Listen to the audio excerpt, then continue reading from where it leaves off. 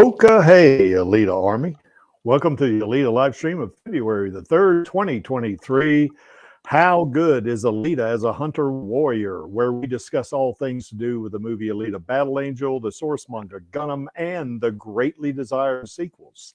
I am your host, the Muskogee Creek, and with me today, and I'm in Denver, Colorado, by the way, and with me is Lee. He is from Fountain, Colorado. So how's it going, Lee? Oh, not too bad. Going pretty good. Yeah, Lee, I don't know if you saw this or not, but I read what chapter 6 or item 7 or whatever, whatever it is on, keeping those two numbers separate, Yeah, and it's got a weird way of doing that. yeah, your fanfic is really, really getting interesting now. Oh, I'm glad to hear it. Oh yeah, it's really interesting. I've really enjoyed reading that chapter 6, I guess it was, where he tells Alita and Ito where he's from.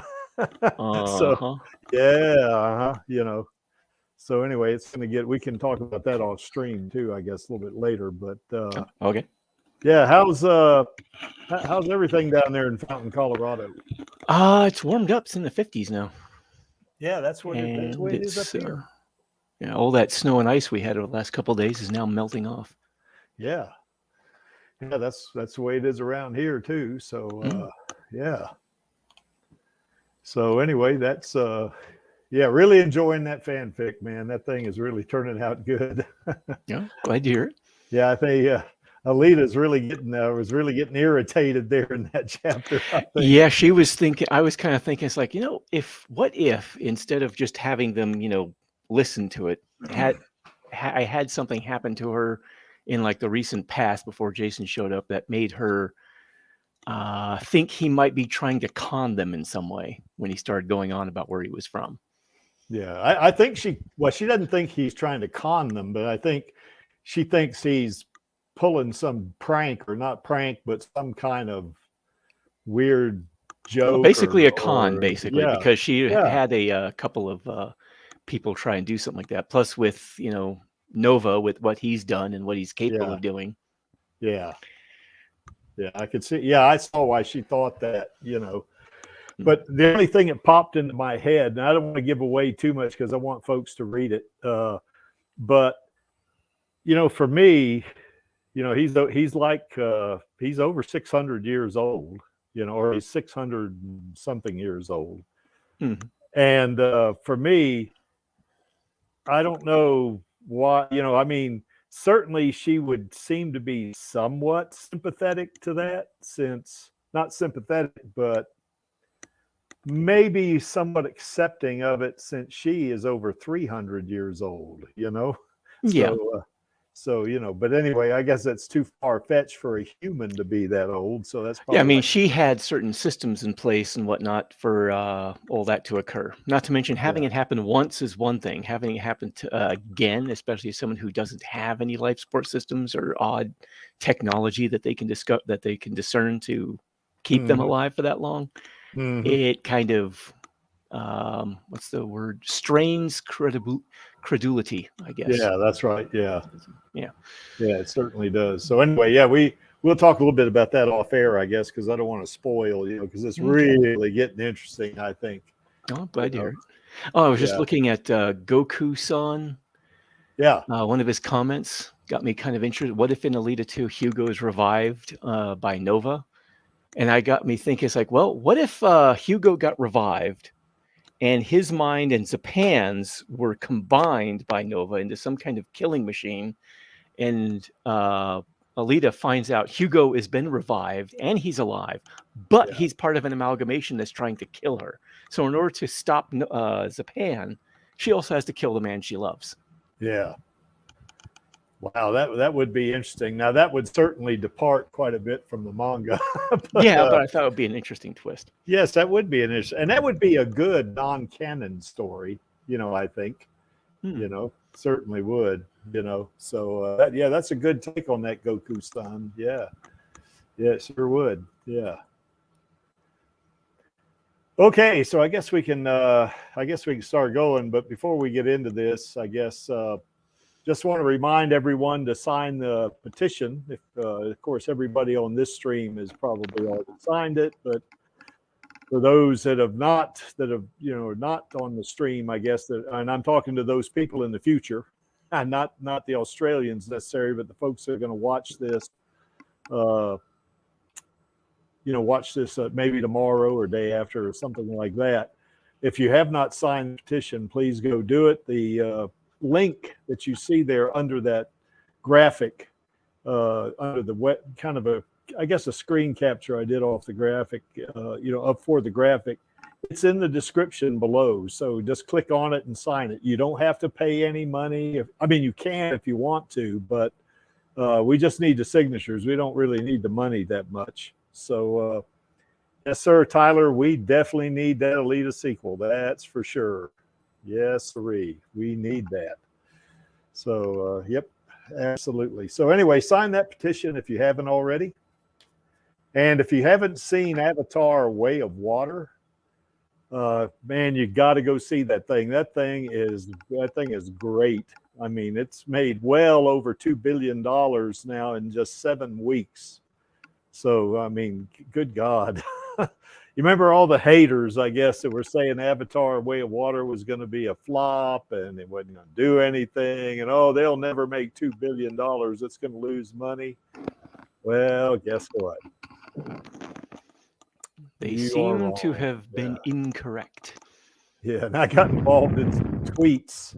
I guess it was here the other day. I guess someone was calling Alita or saying something that the alt-right has taken over Alita Battle Angel. Are they still saying that? Yes, that was on Wednesday, I think. And it just made me laugh, because I said, yeah, the alt-right is gonna really take over a female empowerment movie.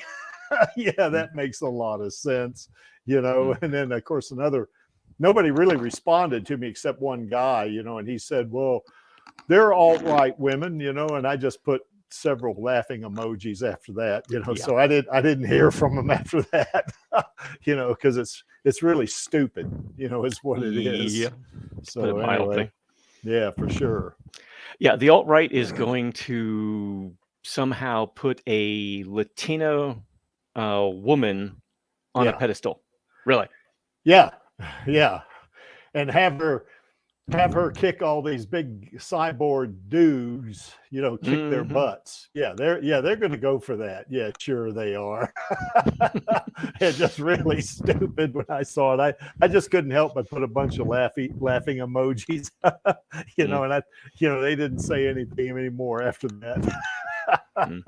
So anyway, really stupid, So oh well, it is what it is, as they would say, Yep. So, yeah, well, here's another one. I don't know, the Secretary Nova. I'm not sure who that is, but I think he's talking about Nova himself. Yeah, for sure. Technology, and use that against the leader. Yeah, well, I think he has that capability. I think he can build, if not a berserker body, one that emulates it, because the berserker body, is from the Erm, and the Erm has been destroyed, and as is most of Earth, and I don't know if he could replicate it, but he could probably build something that would come pretty close. As a matter of fact, the tuned body is fairly close to the berserker body. It's not quite as powerful, but I have a feeling that with the mastery of nanotechnology Nova seems to have, he is immortal for one thing. He's probably got a lot of tricks up his sleeve that might even surpass the berserker body. And that's possible. Yeah. Well, they do have the Imaginos body, and that certainly surpasses the berserker body. So all three of or I guess if you count the game Imaginos body, the Imaginos 1.5, there's 4 Imaginos bodies. I guess so. So yeah. Okay, but anyway, that's an interesting thought, as they would say. Okay, let's get into the main topic already here. So, I picked this topic because it's kind of complementary with the topic we're going to be talking about on Radio Chaos tomorrow. If Alita wasn't a hunter warrior, what what other jobs could she do? And I think we did a stream on that about 3 or 4 months ago or something very similar to it. So anyway, I just thought, that, okay, if she's not going to be a hunter warrior tomorrow when we talk about this, let's talk about her being a hunter warrior, why she is a superior hunter warrior. And then here's some, by the way, Angelus is going to be with us probably in about 45 minutes or so. He's at work, I guess, and he's going to, kind of log in after that. So we'll be doing okay when he shows up. He'll be in time for the little Alita giveaway that we're going to do. We're going to do a drawing, and the winner is going to get a Pop Funko little Alita, in the doll body, because I think some of you might have seen my tweet where I'd gone to the mall and my brother and I go to lunch just about every day, not every day, but not lunch, but brunch, because my client operations center back there in the Eastern time zone. So when they go to lunch at 12, that's when I go to brunch at 10, because they're 2 hours ahead of us.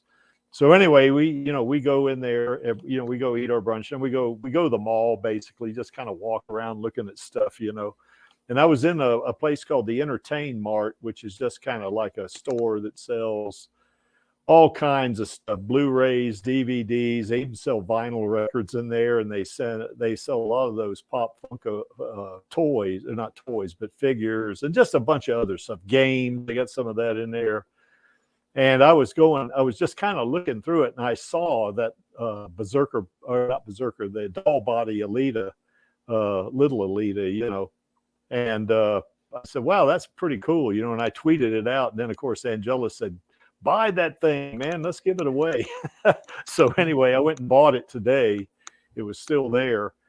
And we're going to do a drawing, and we're going to give it away, as part of the stream here today. So what we'll do is when we do that, everybody that's on the stream, just make sure you put something in the chat or something like that. Let me know you're there, because I'll enter your names in there, and then we'll draw, the name. And I've got a little app that does that for us. So kind of stay tuned for that one after we get through the discussion here. So, but anyway, we're going to talk about each one of these points in more detail, I guess, because this is why the Creek thinks that Alita would be a superior hunter warrior, is a superior hunter warrior.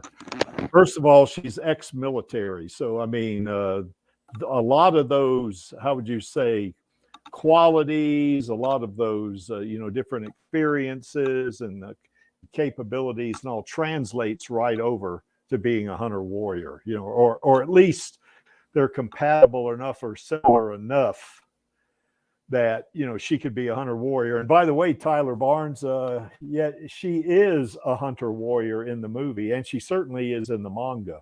I think so. Even in even in the anime, I think she was too.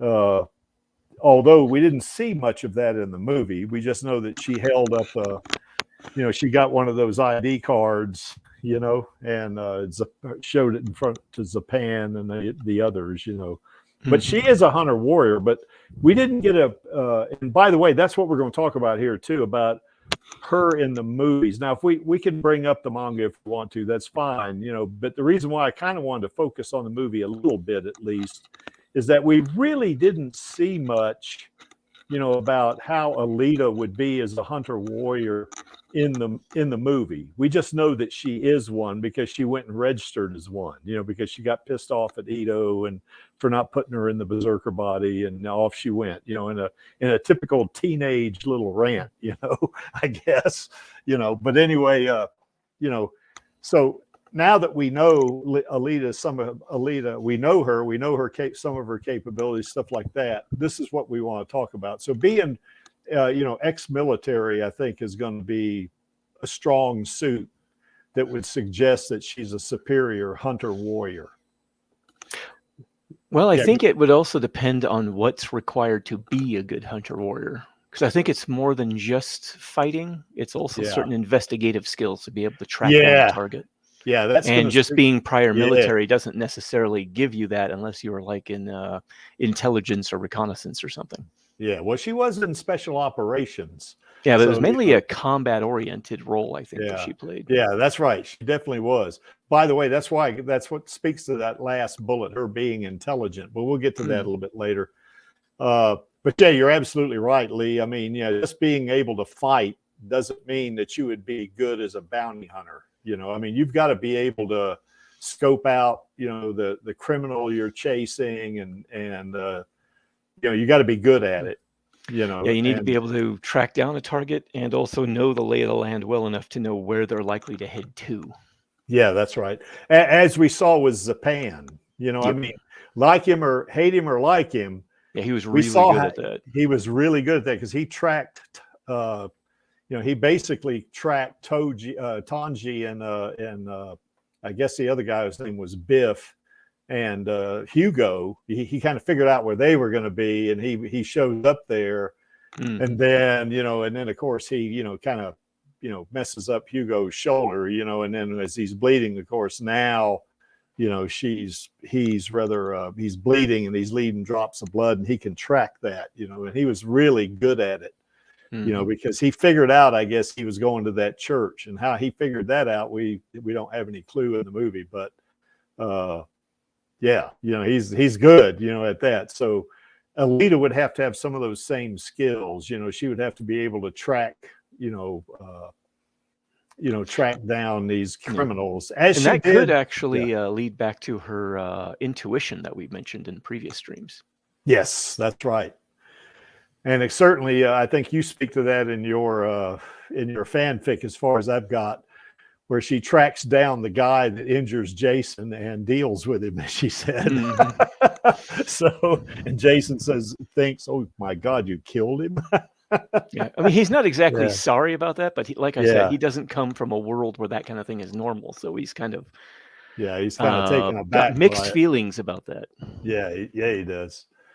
So, what is this here? Okay, the what's it? The green comet, I think they call it. Yeah, the last time it came by Earth, it was 50,000 years ago. Good God, that's back in the Stone Age. So, no, the creek was not alive back then, so I didn't see it.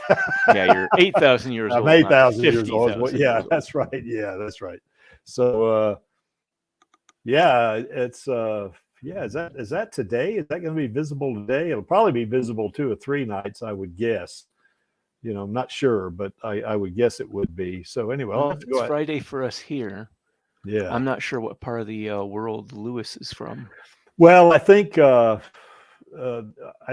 you're going to see it is just below the south of the Big Dipper. I think is what I saw south of the Big Dipper. I saw something in a post somewhere, an astronomy post, you know, about that. So thanks for bringing that up, Lewis. Yeah, we're gonna have to go out there and look at that. I think we had clear skies here too. Might be able to see it. So yeah, we had pretty cloudy down here though, with all the snow and stuff we were getting. So I wouldn't have been able to see it anyway. Yeah. By the way, what I want to do is I want to invite some folks on if they want to come on and talk with us. So there's the link. I just put the link in the chat. There it is right there. So if you want to come on and talk about Alita, you know, about her being a hunter warrior, you know, come on in. Or if you just want to come on and say, I love Alita, that's fine. You know, God, for some reason it posted twice. I don't know why it did that. So, but anyway, so as we said, she's ex-military. So some of those skills will translate over. She's a Panzer Kunst. It says expert, but I believe she's pretty close to a master. I mean, she's I think my brother and I tried to figure out, you know, what rank she was, and we think she was a master, but you know, we're not sure about that. You know, she was pretty high up because she was Gelda's in the movie.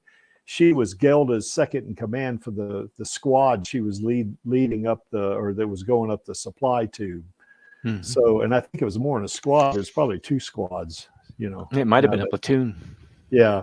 Well, if it was a platoon, they sure got cut to pieces pretty fast because there was only like 5 or 6 of them up in front, you know, doing point.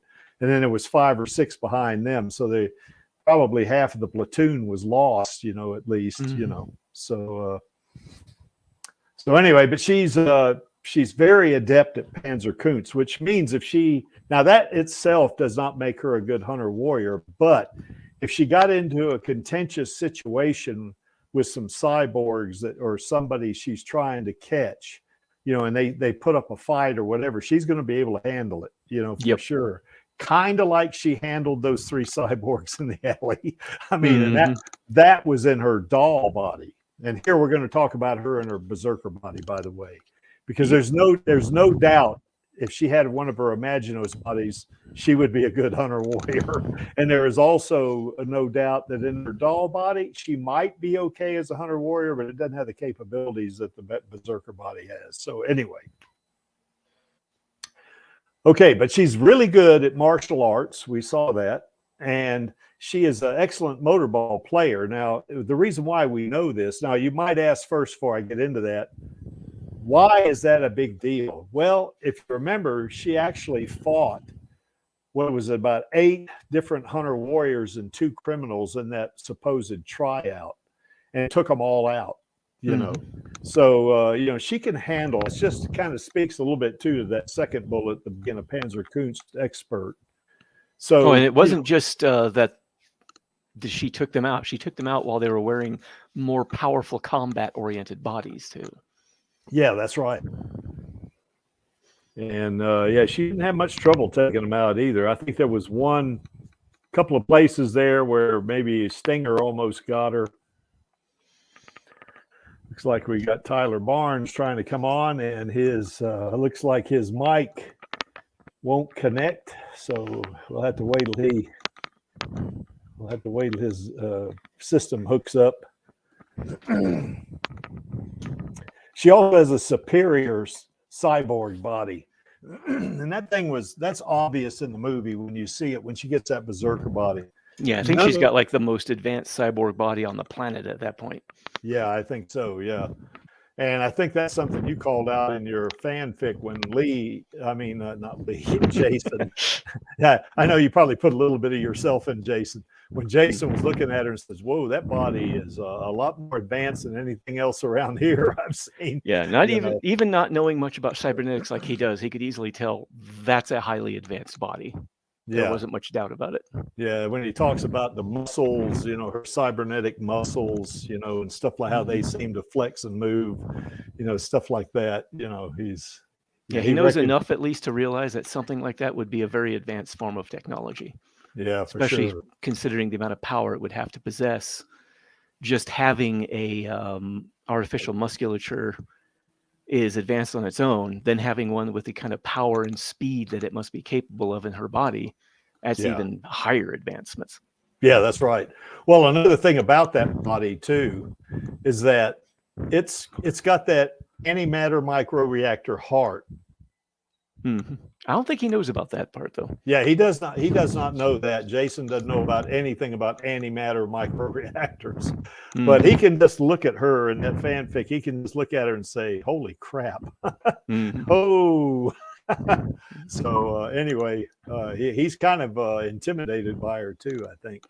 Well, he was terrified of her, so yeah, he's a little intimidated.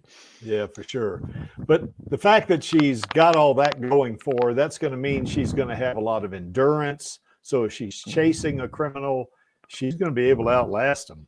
Because her endurance is only going to be limited by how long her brain can stay awake. Yeah, that's right. Because, as Ito said, that power in her heart can power the entire city for years. Yep. None of the other cyborgs have that going for them, Nope. Kind of curious as what kind of power source the other cyborgs do use. I mean, do they require recharging at any point? Can they go for like a year or two? Can they only go for a couple of weeks? Or, it doesn't go into that too much. That doesn't even go into that in the manga. I don't remember seeing it. Yeah, not that I recall. Yeah, I had to make some guesses when I was dealing with it in my fanfic. So yeah, that is an interesting question. Do they have to plug into a USB port, or or maybe they have to have some kind of personal charger in their home or something like that they have to sleep in, or and maybe carry a spare battery with them or something, just in case the other one runs down. Which So, also leads into what kind of power system partial cybernetics would use. I mean, if you use something like with Jason, it's got 2 legs and an arm. It's not fully cybernetic. He's got some limbs. What kind of power systems would those use? Well, where I am, or even something as small as an eye, for instance. Yeah. Well, where I am in the story, he hasn't got his limbs yet. So no, not he's yet. he tells him I just want out of here. I want to go. I want to leave, let me go, And that was when he after Alita got angry thinking that he was on some kind of con. Yeah. And he just kind of goes off. Well, he doesn't go off the deep end. He just finally decides he's fed up with all of them. And he's just not going to deal with the situation anymore. Well, you think about it, he's kind of spilled his guts to them, and they don't believe him, and it's like, this is just perfect. This is my life, basically. I think is what one of the statements. Yeah, basically it's like, this is just, I'm screwed. So fuck all you. Yeah. And that's funny. Ito tells Alita, when he tries to leave, grab his arm. She grabs his arm, and he ain't going nowhere now. Yeah. Well, he also has that little meltdown when he suffers that flashback when she does. Yeah. Yeah, that's right. So he has a panic attack during that thing too, doesn't he? It's a little bit more than a panic attack, but he suffers a bit of a breakdown there. Yeah, he freaks out pretty big. Yeah. Anyway, this. Get back to this topic, I guess. Yeah, highly recommend Lee's fanfic. She's extremely athletic, and of course you'd have to be. That's an understatement. Yeah, for sure. I mean, she's able. I mean, in that movie, that one scene when she's looking for Hugo, she's almost like Spider-Man. She's running across rooftops, jumping from building to building. To get to him. That kind of thing, and of course all that. All that stuff she does on the motorball track, is freaking unbelievable. So yeah, she's athletic. As a matter of fact, if Alita was to be transported here back today, it could keep her same body and all that. She would be the world champion MMA. No matter what, nobody would be able to beat her. Yep. So yeah, it'd be kind of interesting, and the creek couldn't outlift her either. I mean, there's no way. She's very brave. We saw that. Fearless, I think, is the term that was used to describe her quite a bit in some of the notes I'd seen. Yeah, that's right. Fearless, brave. I would say, I don't know about fearless because she does feel fear, but. Well, the fear that she typically was feeling, according to the notes that, at least according to both what I'd seen a bit in the manga as well as the notes that Cameron had for the movie. The fear it's the only time she ever really feels fear is if she's in fear for the people she cares about. Like if they're in danger and she's not sure she'll be able to do something to help them or save them or something. Which I kind of think that she felt that way with Jason there in the clinic. I think she had a little fear that he was trying to pull something over on them that might hurt them. And that's why she got so intense with him, So a little bit maybe there. Yeah. I mean, she's got a lot of anxiety about what's going to happen to the people she cares about after what happened to Hugo. I mean, it's been months since Hugo's death, but she's still got a lot of that anxiety over that. That's guilt, right. Grief, a little bit of guilt, anxiety, basically fearful that something is going to happen. Yeah. Well, it's kind of like in that little story I wrote, she still has dreams about him, and wakes up, and stuff like that. So, she still feels that, But anyway, if she does feel any fear, there was one, I think in the manga when she's fighting Makaku, she does have a little bit of fear at one point, but then she says, to herself, basically, I don't remember the exact quote, but now she's going to use this fear as a weapon, So she knows how to use the fear to her advantage, So that's another thing. So, she's, she sees something, she's going to do it. If she has a target that she wants to achieve, an objective, it's going to get achieved one way or another, It's going to happen, And last but not least, I guess, and we're going to get to this in more detail here in the next few slides, but she's intelligent. Now, that doesn't mean she's a genius. I don't think she's a genius. But she is certainly far from stupid. Yeah, she is not stupid. I think one term that we used in prior stream was she had a lot of really solid intuition, you Mhm. know. So if you want to call that intelligence, maybe that factors in a little bit. But she is. I would say she's bright. She's maybe not a Mhm. genius, but I'd say she's bright. I think she's way above average in intelligence. We didn't see a lot of that in the movie when she was in her doll body because she was kind of like a teenager sort of thing. I think I in the guess. doll body, she was still in the phase where she was adapting to life in her new world. Yeah, I And it think. wasn't until she got into the Berserker where it basically sort of symbolized her finally settling into her new life. Yeah, that's right. But our girl is definitely smart. She's not a dummy. She can handle stuff. I mean, she's good Yep. at it. So, okay. All right, let's talk about her prior military experience, I guess, a little bit, and how that might play into her being a really solid hunter warrior. Now, in Iron City, you see her on the right there. She's carrying a pulse rifle or some kind of plasma rifle there. They're not going to allow that in Iron City. That guns are outlawed, as Hugo told her. Yep. But she does know how to use weapons. Oh yeah, she has. From what we've seen in the manga, especially, she has a knowledge of a wide range of weaponry. Yeah, that's right. Everything from simple revolvers all the way up to anti-tank weaponry. Yeah, that's right. I like that one panel in the manga where I forget what she was gonna shoot at. She had this big gun, and she had. Was that the rail gun on the unicycle? Yeah, that's right. It was a rail gun. Anyway, she told a figure 4 was kneeling in front of her, and she was using his shoulder to aim the gun. Oh no, that was another one. Yeah, I think it was an anti-material rifle. That's right. That's right. I can't remember. It's been so long since I read the manga, but she's I'm telling not entirely clear on either. That's just hold still. Yeah.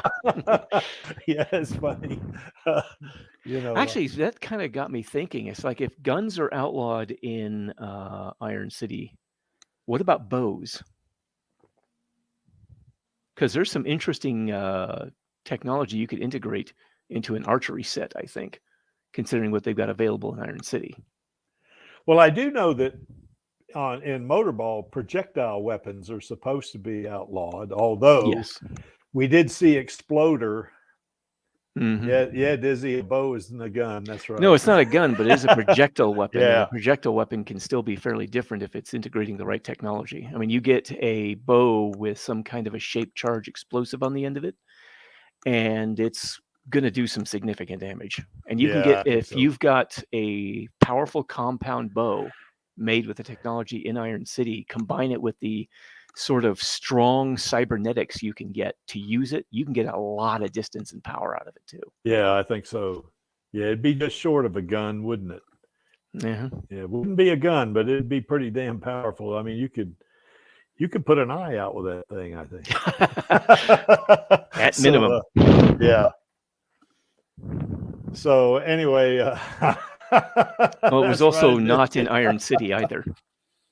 Yeah. Yeah, that was way above the earth. Yeah, that's right. Well, that guy, what was his name, Rakan or something like that? I remember it was some kind of creation of the Nanite Collective on Mercury or something like that. Something like that. Yeah. That he was in the Zot, wasn't he? Yeah, that was in the Zot. That was way up in distant Earth orbit. Yeah, that's right. Dizzy's right though. They did allow him to have it. I guess. Yeah, that wasn't a projectile weapon. That was an energy weapon. That was a directed energy artillery weapon. Yeah. Well, that plasma rifle she's holding there, that's directed energy. I mean, it's not it's not shooting a projectile unless you want to consider plasma a projectile, So so anyway, but whatever. Of course, a lot of the hunter warriors down in the Iron City, they don't have any kind of projectile or similar type weapon. They either use swords or something else, you know. So Zapan certainly had the Damascus blade until Alita took it away from him. So actually, do we know that that's a plasma rifle? I was just wondering about that. Yeah, just for them, they were shooting at that when that defense ring was coming down, they were shooting it, and it was like streaks of plasma. You know, they were all shooting. So Okay. yeah, because a bullet wouldn't leave a trail like that. You know, Unless it's a tracer.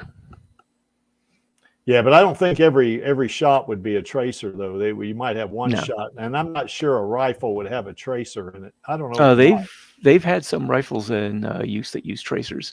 Machine guns, for instance, they use some of the older ones used, or even some of the newer ones still, I think, use a rifle caliber round, and you can use those in like a hunting rifle or something. Well, I guess if you were like if you were shooting at at several targets, and you had to estimate the distance, and you fired a tracer round, it would tell you whether you were short or long or something. You could adjust. Yeah, I guess so. Yeah, I wasn't. I mean, there is also the possibility it was a. That's the thing. You typically don't use tracers except in a machine gun type weapon, or machine guns, or like anti-aircraft weapons. A lot of the anti-aircraft weapons we have nowadays are guided missile systems.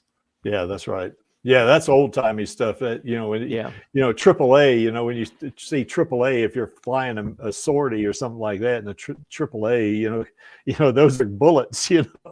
And that's you would be lucky to hit a fast-moving jet, with any kind of machine gun, even, particularly if it's kind of up, you'd be pretty lucky to hit one of those things. Yeah, the tracers were typically used to adjust weapons fire for like old World War II era weaponry. Yeah. And since we have radar guided systems now, we don't need anything like that. Yeah, that's right. But yeah, the tracers, by the way, they don't necessarily damage a weapon's barrel, because the tracers often don't ignite until after it's left the barrel of the weapon. Yeah. In fact, in World War II, they had a tactic where they would use a delayed tracer at night for like certain types of attacks, so that the tracer wouldn't ignite until well after it left the firing position, so you couldn't actually really easily trace it back to the firer. Yeah, so you wouldn't give away your position. Yeah, that's at least not as easily. It was more difficult to track down where the target or where the firing came from. Yeah, I think one of the things about military experience, so in terms of how it would translate over to being a hunter warrior, I think for me the main thing would be discipline. If you're going after a criminal, and I never was a bounty hunter or did anything like this, but it seems to me that you would have to have a methodical, some kind of systematic way of going after a criminal if you're trying to track them, let's say, or you're trying to figure out what their pattern is, and you're going to kind of move in such a way that you can get to them when they're at a certain place or whatever it is. It seems to me you would have to have some discipline to do that. And if you got in a fight with if you got involved with a gang, maybe your mark, was in a gang and you had to get in a fight, and the gang was going to try to protect this individual, then if you were going to continue, you would have to have the discipline that she showed in the alley, to be able to take them out. You would also want to make the decision whether or not you want to, because this is hunter warriors, they may be, they may be kind of evil people in a lot of ways or whatever, who knows. But it seems to me they got to make a decision based on risk reward. If the risk is too high, then we're not going to go after them here. We'll just wait, and get them later. To me, that seems to me that would require discipline, because if they're right there, and they're almost within arm's reach, but you decide, no, I better back away because the risk is way too high, and I'm not going to go for it. We just live to fight another day. That to me also requires discipline. So I was going to say, according to what I've read about advanced optics, her cyborg eyes probably do in fact have those functions. They just don't go into detail in it in the stories. Yeah, that's right. Somebody was pointing out the science behind the larger eye size that she has in the movies. Larger optical systems like that can actually track fast-moving targets much more easily, collect a lot more light to see in very low light conditions, also much more easily. There may even be some sort of a passive thermal imaging system in there. I mean, considering the micronization levels they've got, there's no telling what she's got in what kind of optical enhancement she's got in those eyes. Yeah. And they would just, considering how easily everything integrates into the your nervous system, she could probably easily use them just by thinking, probably not even thinking about it. Just it would read her intentions of what she needs and just activate them as needed, or deactivate them when they're no longer needed. Would be like our autonomic nerve system. I mean, basically, yeah. I mean, they seem to have such advanced neural technology. Yeah. You know, it's funny you mentioned that. It brought to mind for me, as I remember back when I was high school, and yes, Dizzy, that was a long time ago. But yeah, I can remember a guy, he was a kind of an engineer, you know, and he kind of gave a presentation to us seniors, you know, and he said by the year 2000, we're going to be able to, you know, he described the micro, you know, how small things were going to get. And we all kind of didn't believe him, sort of, or whatever, just went wow or something like that, you know. And now, you know, we see that, you know, computers, did they even have school back then? Yeah, we actually took our notes on a rock there, Dizzy. So, but, you know, now here we are 23 years past that, and it's even gotten more advanced. I cannot imagine how it's going to be 300 years from now.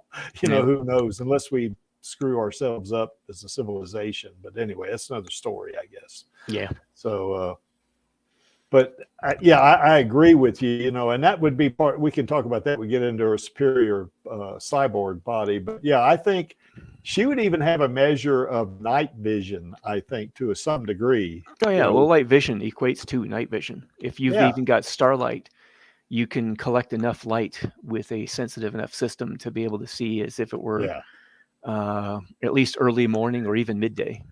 Yeah, and her eyes are at least twice as big as as normal humans. Actually, it turns out about 40% bigger. I thought it was twice too, but it turns out it was about a 40% increase in size. Okay, so it wasn't quite as big as I thought it would be.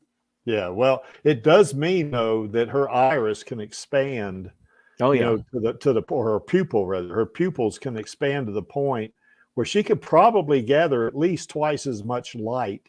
And of course, like you were saying with you know, some of the neurological systems that they have, you know, that they would be integrated into their neural nets and stuff like that. Of course, she has a human brain, but you know, there would be some support systems hooked up to that where they could actually amplify light too. So we know maybe her eyes can maybe pick up, just by themselves, pick up twice the light, you know, that any regular human, but she may have some kind of amplification going on that will even, you know, make that even a greater amplification. So we just don't know, you know. And then, this is a good point that Nordley brings up. And I brought this up in past streams myself, is that since they're on Mars, you know, Mars gets probably about half the light we get, maybe, you know, maybe a little bit more than half the light we get. So, you know, it would make sense for individuals that would say grow up on Mars, although there are no individuals growing up on Mars unless they're microbes. But if say that did happen, they would probably evolve eyes that were bigger than normal humans. You know, you would think, you know, so, but I'm not an evolutionary biologist, so I don't really know this. So, I found that Reddit site, or that Reddit post somebody was posting about the eyes explained. And real quick here, considering the size of her eyes, quick and dirty calculation, her eyes would gather 4 times to 9 times more light than a normal eye if it were only a human eye. But light gathering could be enhanced by cyber retina, which would act like a super sensitive CCD camera and would also gather light in parts of the spectrum that a human couldn't see, like infrared and ultraviolet. It'd also have super color sensitivity, not being limited to human rods and cones. How much better light gathering? With the tech enhancements an super eye would have, light gathering at a minimum would probably be 2 orders of magnitude better than a human eye. Holy crap. Yeah, this super eye using aspheric optics and cyber retina would be fully diffraction limited with very little or almost no optical aberrations that plague human eyes like astigmatism. Yeah, so in other words, the 2 orders of magnitude, that's about 100 times greater. Yep. And that's just the eye. Mm-hmm. If they have any further amplification going on, some other kind of like, some kind of photon amplifiers or something like that of sorts, who knows what kind of technology they would embed in these cyborgs, Mm-hmm. It could even be greater than 2 magnitudes. Yeah, the eyes could pull in more than 2 magnitudes of order, but after that could get amplified. So who knows? That's pretty interesting. Yeah. That would certainly be something that would work to her advantage, especially if she was hunting a criminal at night, in low light. Mm-hmm. Here's the other thing too. Human eyes use rods for night and low light vision. Mm-hmm. With cyber retina, there would be no distinction between rods and cones. Vision would be great across all light conditions. Jesus. Yeah, they'd probably see an ultraviolet and infrared too. Mm-hmm. So that's what they were just saying, yeah. And with those eyes, one could see in low light conditions better than a cat. Yeah. Good God. Well, she was Cat Lita, wasn't she, at one point? Yeah. So, yeah, that because she's hunting you in the dark. She can see you, and you can't see her. Yeah. You're in big trouble. And also image stacking or something like that. I can't remember exact. I don't want to go through into detail but basically, one benefit of this image stacking to create clear images is for cyborg combat. All cyborgs move faster than a normal human and would look like a blur to normal human vision. If you can't track it, you can't fight it or react to it. Yeah. With stacking, berserkers would track super fast moving cyborgs without much blurring and allow effective use of Panzerkunst. This processing system is just as, if not more important than the light gathering. Good God. Yeah. So just with optical systems, just the visual optics alone, without anything else like infrared or thermal imaging or anything like that, it's extremely advanced levels of performance, far beyond a human capability. Yeah, we can revisit this when we get to her cyborg body for sure, because I would like to talk about it some more. But I do think there's a lot of, kind of abilities that she has acquired or learned in training in the armed military that she could translate over into being a hunter warrior. For instance, how many military guys do you know that maybe became policemen? I know my stepfather, when he was alive, he was in the Navy, and he later became a deputy sheriff. Now that certainly doesn't compare with a cyborg, but there were some qualities that he could, translate over into law enforcement. Yeah, there are some aspects of military service, even if it's a combat-oriented MOS, that allow you to translate to like security or law enforcement or something like that. Yeah, that's right. Yeah. And her being in the Mauser school, being in special ops, she probably even got even more intense training than the average cyborg in the armed military. So she was our girl's she's extraordinary in that regard. Mm-hmm. Let's see what's David say. Oh, he's got to run. He can't stay awake. Oh, sorry about that, David. So. Oh, yeah, no Miranda rights in Iron City. That's right. Well, no rights really at all. So, much more straightforward. Yeah. However, there is also another consideration, too, one that Jason actually worries about. There's no judicial system, really. Yeah. So if you have a bounty marker on you, you're automatically considered guilty, even if you're not necessarily guilty. Yeah. And it's hard to leave that city too, isn't it? Yep. Yeah, if you get a bounty marker on you, say, "Well, I'll just leave Iron City." How are you going to get out? Yeah. Because they're going to spot you. There were some people in some of the comments that I'd seen that were talking about how Hugo was stupid for going upward. And I'm kind of like, so what's he going to do? Just stay in the city swarming with hunter warriors? Yeah. Because they'll find him and kill him. So not a lot of other options left. Yeah, I think if he had teamed up with Alita before going up with that that supply tube, I think they would have got out because you know, she's probably going to be able to take out several hunter warriors by herself. You know, she's not going to, especially. Well, that's the thing. Going upward still wouldn't have been a good idea. But if he had stuck with Alita, she would probably be able to take him under the city, and they might have been able to find some way out through there. Yeah, possibly. Or at the very least, his chances of survival would have gone a lot higher. Yeah. Well, I think she would have been able to get through one of those gates, and they wouldn't have been able to stop her. I mean, who's going to stop her? Well, I don't know if you remember one of the exterior views of the gate that she went through with Hugo and the gang when they went out to the Badlands. Yeah, there was a lot of heavy weapons on the outside of that gate. So getting through the gate probably wouldn't be too much of a problem. Once she's outside the gate, though, then she's got to dodge a lot of heavy artillery fire. Yeah, and she might be able to, but Hugo's not necessarily going to. No, that's right. It. Yeah. Yeah. Yeah, that's right. Kishiro didn't write it that way, so he went up. Yeah, that's right. Mm-hmm. Yeah, Kishiro wrote it him going up. So there you have it. He went up. Mm-hmm. So, yeah. Okay, so we see that a lot of her military experience is going to come into play, is going to be really good, serve her well as a hunter warrior. Certainly this is, you know, now the one on the left there, she's in her doll body, but it just kind of shows you the power she has in that doll body, you know, still being able to take off Gerwishka's arm with an axe kick, you know. That berserker body may be as much as an order of magnitude more powerful than that doll body. Oh, easily. Yeah.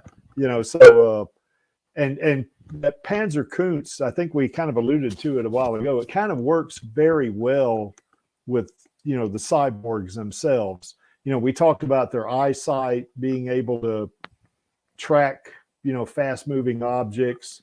They probably have, well, they have reflexes that are in the milliseconds. You know, the average human reflex is a little over 0.2 of a second.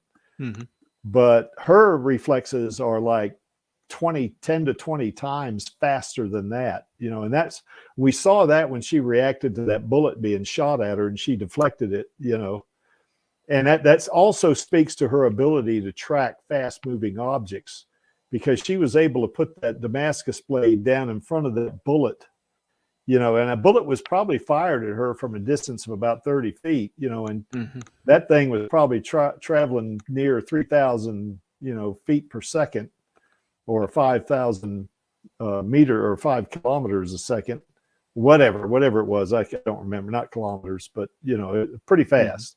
Meters, 5,000 meters. Yeah, that'd be 5 kilometers, wouldn't it? So she was able to put that Damascus blade perfectly in front of that bullet to deflect it. No human being. That's the thing. It may not necessarily have been perfectly in front of it, but it wouldn't have to be either. Yeah, it wouldn't have to be perfect, but just enough to deflect it so it wouldn't be a direct hit on her if it did get past. Yeah, that's right. So she was, that speaks to what we were talking about a while ago about her eyesight being able to track, you know, something, and that was in dim, you know, in lower than normal light conditions too, and she was able to see that bullet and deflect it, you know. That's ridiculous capability right there. But in terms of Panzerkunst itself, what this will allow her to do is she goes after a cyborg that's, say, a lot bigger than her. It ain't going to be a problem.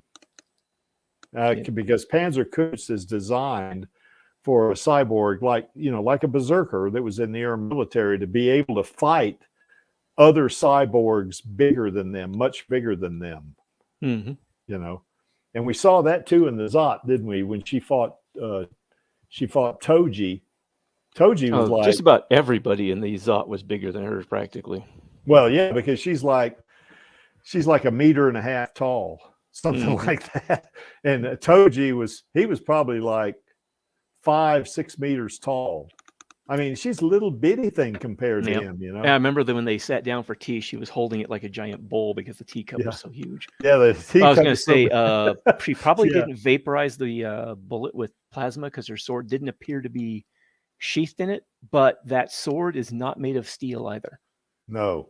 They don't specify what it is, but it's some kind of a crystalline material that was Yeah. probably constructed on the molecular level using nanotechnology. Yeah. So it's probably something much harder than steel. I would guess. Yeah, we in prior streams, I think during that we did a couple of streams, or one stream where where we compared the Damascus blade with her plasma weapon or her plasma around it to a lightsaber. And there we kind of figured that material might be somewhat consistent with Beskar, which is a material that can resist a lightsaber, so more than likely. I mean, considering the punishment she puts that blade through, yeah, any steel sword probably would have cracked and broken under the stress that she put it through. yeah. But that material is, like I said, it's whatever it is not something that is an earthly material. Yeah. Plus, it was manufactured in such a way that, or forged in such a way that it was just the way they did it. Well, the edge was a monomolecular edge. I mean, imagine. And they describe it in the book too, that it's got a scintillating effect and an almost crystalline appearance if you look at it closely. Yeah, Mandatory Carry says, what about something like diamond? I suspect it's harder than that. I would think so, Yeah, they're in the Cyberpunk book for Cyberpunk 2020, the old RPG. Yeah.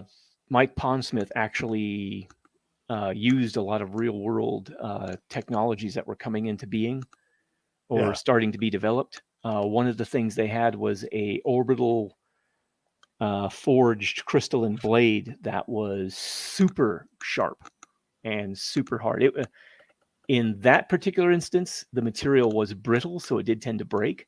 Yeah. But if you were to use some sort of nanotechnology to bond it to build it or construct it on the molecular level to be more flexible, then you're going to overcome that problem and you're going to end up with something that is super sharp, super tough, and probably just won't break unless you expose it to incredible punishment, far beyond what most swords would be subjected to. Maybe a metric ton or something. Something like that. Yeah. Yeah, I think that Damascus blade, well, the blade by itself is badass enough, but when she envelops it with that thing with plasma, gosh, there's just not a lot of things that's going to stand up to that. It's just not. It's going to cut through just about anything. You're basically hitting something with a super sharp, extremely tough arc cutter, plasma arc cutter. And Fnordley, her self-repair is done by nanotech. If you remember in the movie when Gerwishka punctured her with that grind cutter, it took about 5 to 10 seconds for it to heal. And if you look carefully at the picture on the right, down her left side, you'll see like a little divot-looking thing. That's the rip. That's in her bodysuit. Her bodysuit, of course, wasn't repaired by the nanotech, but it repaired her body, and it did this in such a way that, it did it in such a way that it was like that there was no damage inflicted on the body at all. Yep. So and it just completely rebuilt itself. I mean, when you're talking about a physical impact like that too, the nanites probably have an easier time building it because all they have to do is reconstruct the deformed material because there's not going to be any energy transfer that vaporizes any of it. So it's just putting it back to the way it was. Yeah.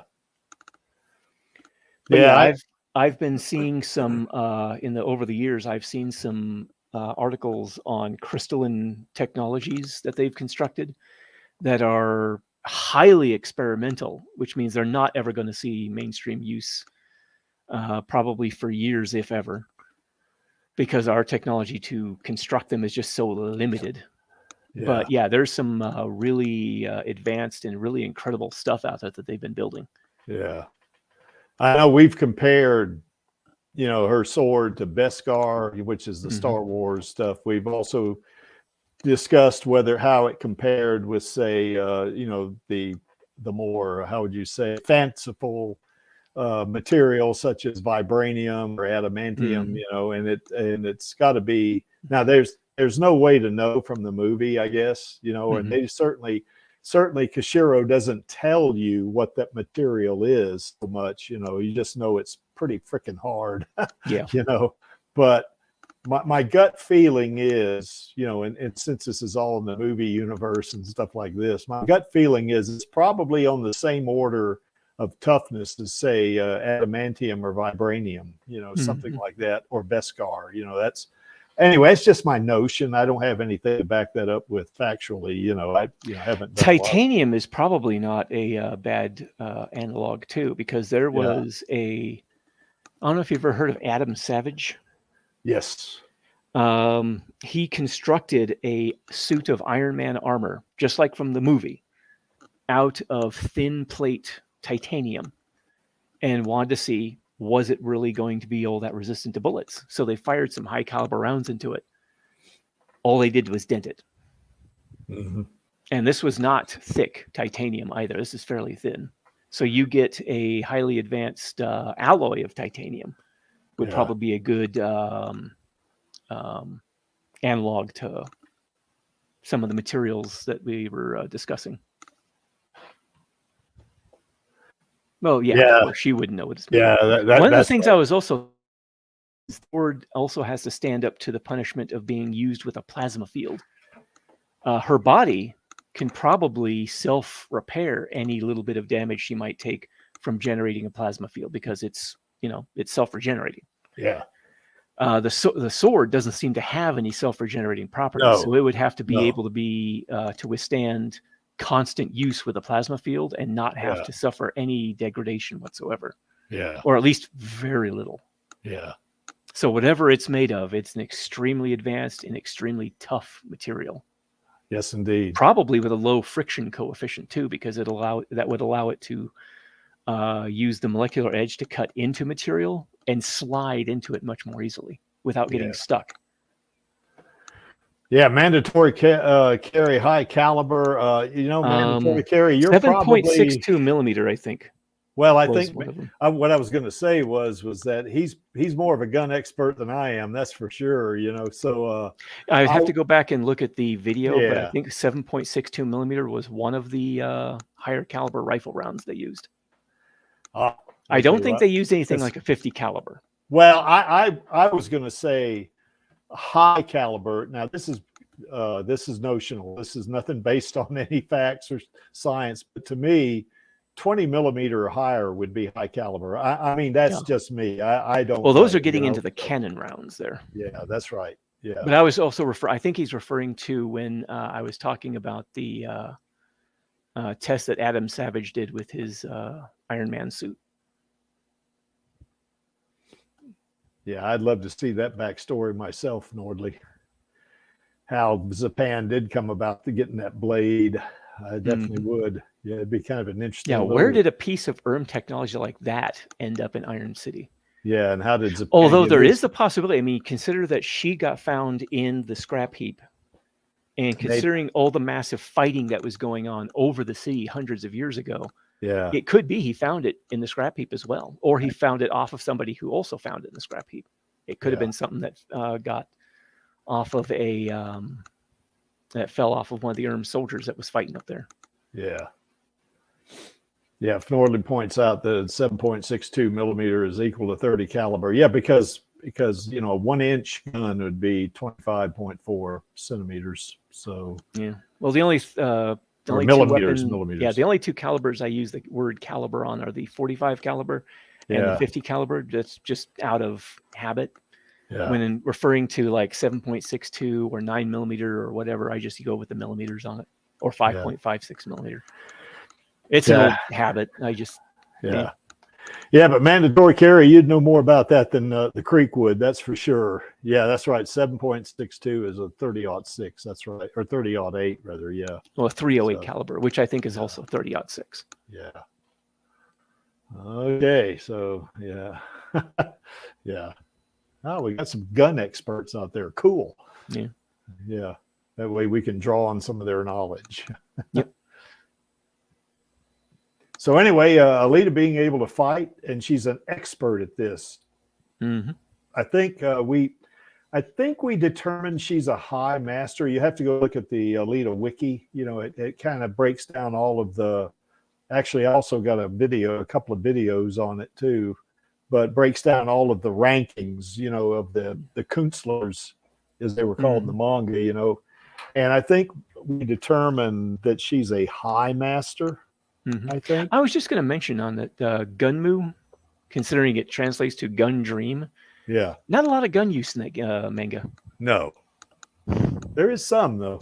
There's some, but not nearly as much as you'd think from something that's supposed to be called, gun dream. Gun dream. Yeah, that's right. So, well, maybe they don't have too many guns there in Japan. Maybe, I don't know. You know, I have no idea. So anyway, maybe that's why it's called gun dream, because you have to dream about having guns because nobody's got any. Yeah, probably. Yeah, well, whatever. But I would say that Alita, if you were going to put it in karate terms, my gut feeling would be that she would probably be at least a 6th or 7th degree black belt. If you wanted to kind of translate it, you know, a high master might be even an 8th degree black belt, you know. Oh yeah. Yeah, we want to see her using weapons in the sequel. The Creek definitely does. I want to see her fire that BFG that she had when she rested that thing over Figure 4's shoulder. I want to see her shoot that thing. You know, that's gonna be epic, is what that's gonna be. So yeah. If the sequel has any of it taking place in the Badlands, there's probably almost undoubtedly going to be some gun use because, well, there was that one part in the notes where she's supposed to encounter the Barjack out in the Badlands. And there were lots of guns in play there. Oh, build a gun. Oh, okay. That would be interesting. It sure would. Well, I'm not sure if she would ever really build a gun factory, though. She seems to make do with more of what she finds. I bet she knows how to strip down at least the plasma rifle or something if they do that. Undoubtedly. I mean, if you remember in the manga when she was going up against to go take down Zerkerpan, she had that old revolver that Destinova gave her to use with the collapsor rounds. Yeah. Or with the collapsor material, then she used the collapsor material to make it into collapsor rounds. But she was able to strip it down and restore it to usable condition fairly quick. Yeah.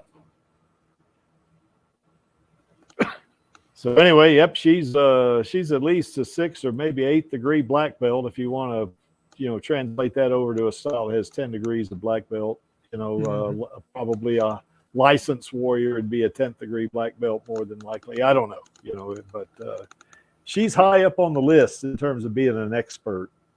And of course she would be because she was in that special operations group, you know. So it's hard to see her in that movie, especially at the beginning when she's just a little girl, you know, or a 14-year-old, knowing that, you know, dormant in her memory is this kind of stuff, you know, where she's just a killing machine, you know. Maxie is right. Japan's a very peaceful society, very few firearms. Yeah, that's right. That's what I've read. So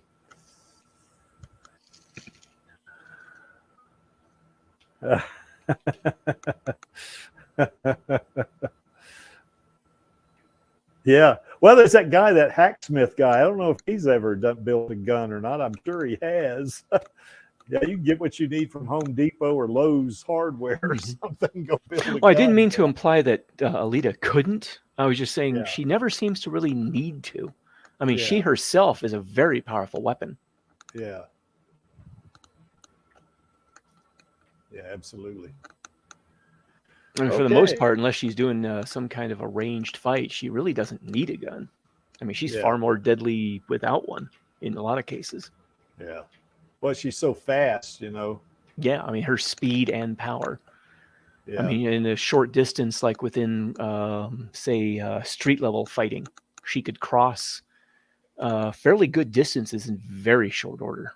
Well, you know, when she did that flying sidekick on Romo, I computed that she actually, this is almost like the old kung fu movies, but she flew through the air about 30 feet, you know, to deliver that kick. And that was in her doll body. You know, I mean, that thing doesn't have near the power that the Berserker body does, you know. So you get the Berserker body with all that, and she's going to go even faster with more force. Yeah. But yeah, that's basically what I was referring to, is she basically just makes do with anything she can find. I mean, if she happens to have a gun, she'll probably use it. If she doesn't seem to need it. Well, you know how she took down Stinger. I mean, you know, she used I guess the chain from grappling chain, and then grabbed that thing and used that on him to put him through that smash. So she used an opponent's weapon with the I guess you could call it the scenery to take out an opponent. Yeah, that's right. You know, that kind of thinking, you know, some people might not think that, you know, I mean, of course that one was a little obvious, I guess. But, that goes to another thing we mentioned in one of the other videos, was her adaptability. Yeah. Well, we certainly know she's a good motorball player, that's for sure. And of course that whole tryout thing was really a ruse. They were trying to kill, you know, Vector was trying to kill her, you know, so get her killed. And was it about 10 different cyborgs? She took them all out. So just by herself, you know, I mean, so yeah, but, and you might say, well, now why would being a good motorball player make her good at being a hunter warrior, or even a fighter for that matter? Well, for one thing, motorball is a combat sport. I know Maxie's brought that up to me a couple of times, but it's also fairly evident that it's a combat sport, considering all the combat that's in it. Yeah, for sure, you know, and also the fact that she was fighting those hunter warriors and those two criminals, you know, yeah, you know, I mean, that alone would, you know, the fact that she could do that. In other words, well, here's what I'm trying to say, I guess. Being a motorball player doesn't necessarily make you a good fighter. We talked about this week before last on the Radio Chaos stream in Crimson Wind, you know. Crimson Wind was really fast and probably a very good motorball player, but she wasn't as good a fighter as Alita was. And Alita actually tricked her, you know, and took her down, you know, with a technique, you know, a fighting technique that Crimson Wind just wasn't aware of, you know. So, yeah, a light cycle chase. Yeah, okay. Okay.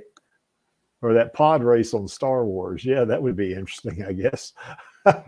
But I think she's not a good fighter because she's a motorball player. She's just a good fighter and is a motorball player. In other words, what I'm trying to say is, I don't know if you've seen like American football, okay, or say rugby, you know.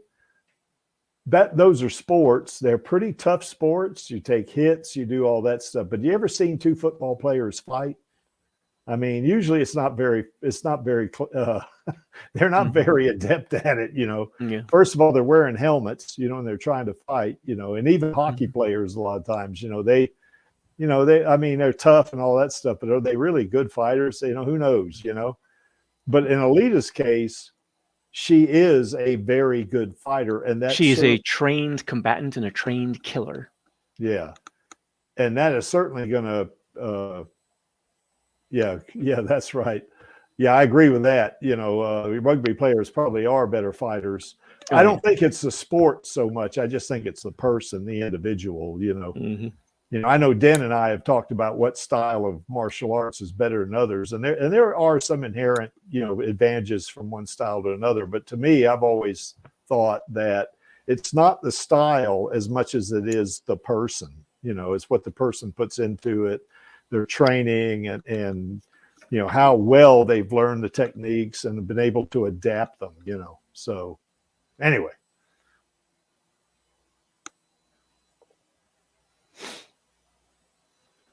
Okay, well, they didn't use too many weapons in the first movie, that's for sure. She did fire that Gatling cannon, if you, I guess it was a 100 caliber cannon. And she did fire those plasma weapons, you know, that plasma rifle. She had that, and of course the Damascus blade's a weapon. But yeah, there wasn't a whole lot in weaponry, I guess, in the movie. I guess that's right. But anyway, being a pro motorball player, you know, I guess that doesn't necessarily mean you're going to be, you know, a good hunter warrior. But I think in this case, since she was pitted against other hunter warriors, and she took them all out, you know. Yep. That to me says, well, at least of the 10 or 12 hunter warrior, well, 2 of them were criminals, but at least of the guys that were on the track, she was better than them, or she wouldn't have been able to take them all out, you know. Yep. And they were all hunter warriors. So now that it's different, there's a little bit different skill sets and everything. But I think this is just another piece of the puzzle. You know, that's the thing. Most hunter warriors, I think, are only really concerning themselves with going after a small number of targets, like 1 to 3. Yeah. Usually they'll probably try and take down 1 at a time if they're going after a number of marks. She was trained as, I mean, part of her military training was training to fight masses of troops. Yeah. I mean, she would have a bunch of people on her side. They'd be going against a bunch of people on the other side. And it was massed combat on a real battlefield. Yeah. Which is not something any of the hunter warriors in Iron City have ever had to deal with. Boy, we got a lot of movies being mentioned there by Tyler Barnes. Absolutely. Oh, Appleseed, I remember that one. Oh, yeah. Let's see. Edge of Tomorrow was excellent. Yeah, Judge Dredd. I only saw part of Doom. I didn't see that too much. You know, certainly I've seen The Ghost in the Shell and Elysium. I liked Elysium. That was pretty cool. Yeah. And I certainly like the Starship Troopers. The Fifth Element is one of... as much as I did enjoy the Starship Troopers for being an action movie, there was a lot of problems I had with the basic thing itself. I mean, the fact that the guy who made it was basically satirizing the military resulted in the military in that movie doing a lot of really stupid stuff. Yeah. I mean, I could not believe how brain dead the military was in that movie. Well, you know, they got those bugs coming at you, and what do? They run up to them, shooting them. No. Yeah. No. And not to mention, I remember the bugs from the novel. The bugs from the novel were an advanced spacefaring society. Yeah. They actually had energy weapons of their own. Yeah, that's right. In fact, well, I just wanted to mention real quick, Buenos Aires in the book didn't get hit by an asteroid. Yeah. A bug starship made a suicide run through Earth's defenses and dropped a nuke on Buenos Aires. Yeah, that's right. Yeah. Plus, there was another humanoid race, too, that was allied. The skinnies that was allied to them. And the book opened up with them trying to basically put some pressure on the skinnies to break them off from being allied to the arachnids. Yeah, and being allied to the humans, Also, the soldiers and Starship Troopers were not young kids like they had, you know, they were, from what I remember, Robert Heinlein's book. But yeah, Tyler was referring to the weapons there. He was just that's right. But the soldiers were more like battle-hardened veterans. They were not kids right out of high school, you know. Well, they had some kids out of high school, but certainly, you know. But yeah, they went through a lot of training. Yeah, that's right. Yeah, not just a few weeks of booting out. I think Elysium.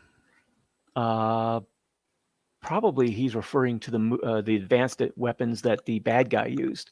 I can't remember his name, but the actor who played the bad guy was the same actor who played the protagonist in District 9. Yeah. And he also played the mocap for Chappie. He got part of his face blown off, didn't he? And they repaired it. I think he got his entire face blown off, and then they repaired it. Yeah, and they had that that 3D flesh printer thing that reconstructed it. But yeah, he had the energy shields and the weird grenades and all that other stuff. Yeah. And then, of course, there was Ghost in the Shell with some of the advanced technology. The anime especially went into some pretty interesting detail about some of the weapons they used. Yeah. Like I think satellite-targeted sniper weapons and things like that. Boy, that the character that Scarlett Johansson played, you know, she was a cyborg, I guess, too. And she was a full cyborg. Yeah. And she a lot like Alita, I guess, in a lot of ways. But there's that one scene where she pulls that turret off of that tank, or that spider tank, or whatever. Actually, it wasn't the entire turret. I think she ripped the hatch open so she could get the pilot inside. Yeah, that's right. And it broke her arms, but she still she tore her body apart over stressing it. She still got him though. Yeah. So, but anyway, I think, which actually is kind of similar to what Alita has done herself when she was fighting Zapan when he was in the Zerker form. Yeah, she ripped herself apart trying to get herself out from under a bunch of beams when she got trapped into some rubble. Yeah. Boy, that would take some fortitude, wouldn't it? Yeah. Oh man, that's what I mean about achieving an objective. She's going to achieve. I mean, the only way she's not going to achieve the objective is if you kill her. That's the only way you're going to stop her. Because if you injure her, she's still going to keep coming. Yeah. Cyberpunk 2022. There was 2077 is also a good one, but I remember a lot about the weapons used in 2022, the tabletop RPG. That one had there were entire books of weapons. The 1 and 2 centimeter railguns that they had from the Brine Metal Corporation. Net guns. There was one net gun that used det cord. And I don't know if you know what det cord is. It's used to explosively cut through like a wall or something like that. So there's a net made of this stuff that you use on full conversion cyborgs. You hit the full conversion cyborg with it, and it basically just cuts them to pieces. Well, another piece of the puzzle for Alita to, be a good, hunter warrior. Now, being a good pro motorball player doesn't make you a good hunter warrior, but I think her skills at this also translate over to it as just part of it. If she was just a motorball player, she wouldn't be able to. Just being a good motorball player wouldn't get it for her. I don't think. Yeah. Well, a lot of it is her combat capability, I think, is what a lot of it goes back to, because tracking down a target's one thing. Taking down the target can be often very much another. Yeah. And I don't think there's any target she can't take down considering her combat capability. Yeah. Okay. Now, we've kind of talked about this a little bit, but I kind of want to revisit it some. She's got a very advanced cyborg body, much more advanced than any other cyborg on the planet. And even though this cyborg body is 300 in the movie, 300 years old, 200 years old in the manga, and of course the other bodies around, in Iron City are not. But of course, the other bodies in Iron City, the other cyborgs, their bodies are just made of catch can type parts, just kind of getting what you can, and and just having a good cyber doc being able to be really wealthy to find the really good stuff. It also helps too that this Berserker body was kept in really good condition inside of a stasis field. Yeah.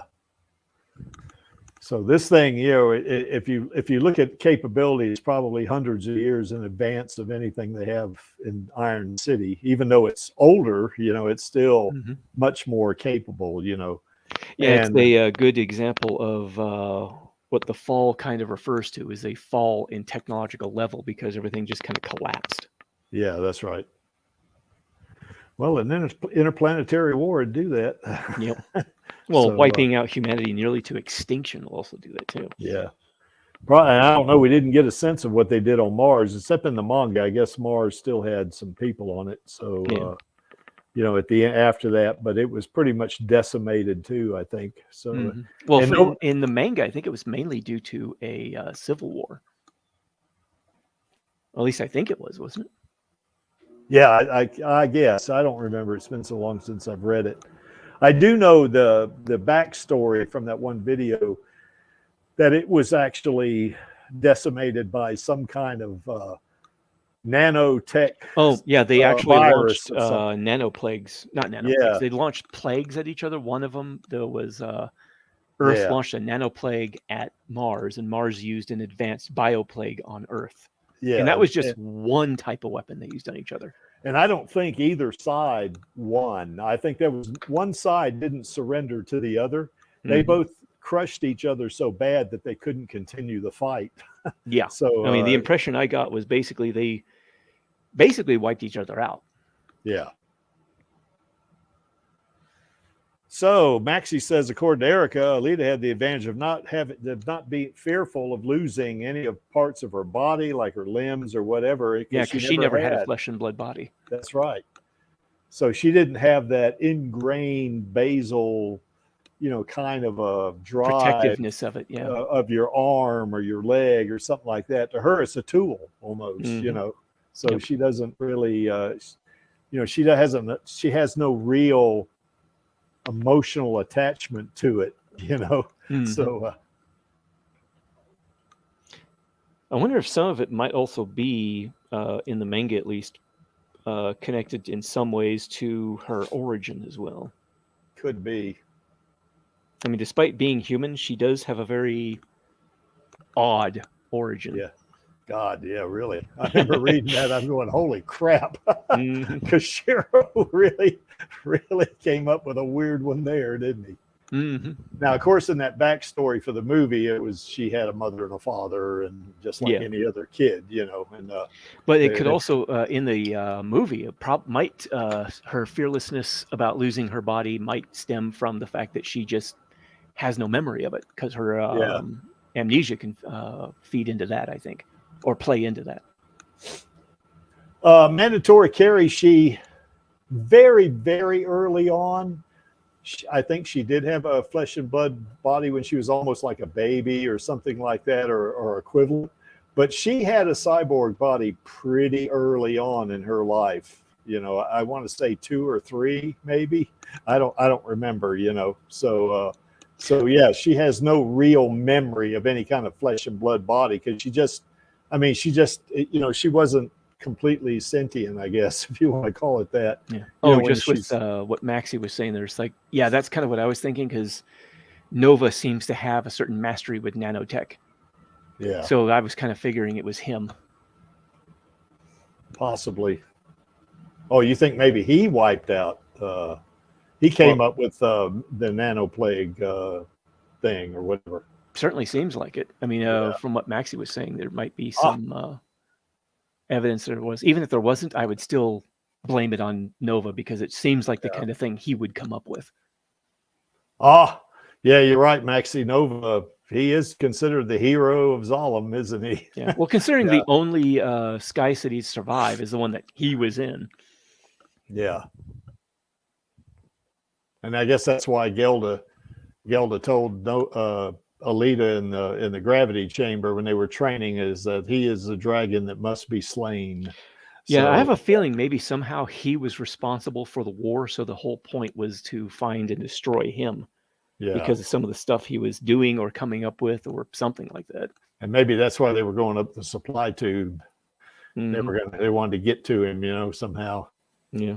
Well, they probably couldn't drop onto it, because there's probably anti-air defenses that would have killed them before they got on there. Yeah. And they couldn't go up inside the supply tube, because if you're inside the supply tube, I think it uses magnets to propel loads up and down the tube, which means that you can propel a boarding party up or down the tube at your whim. Yeah.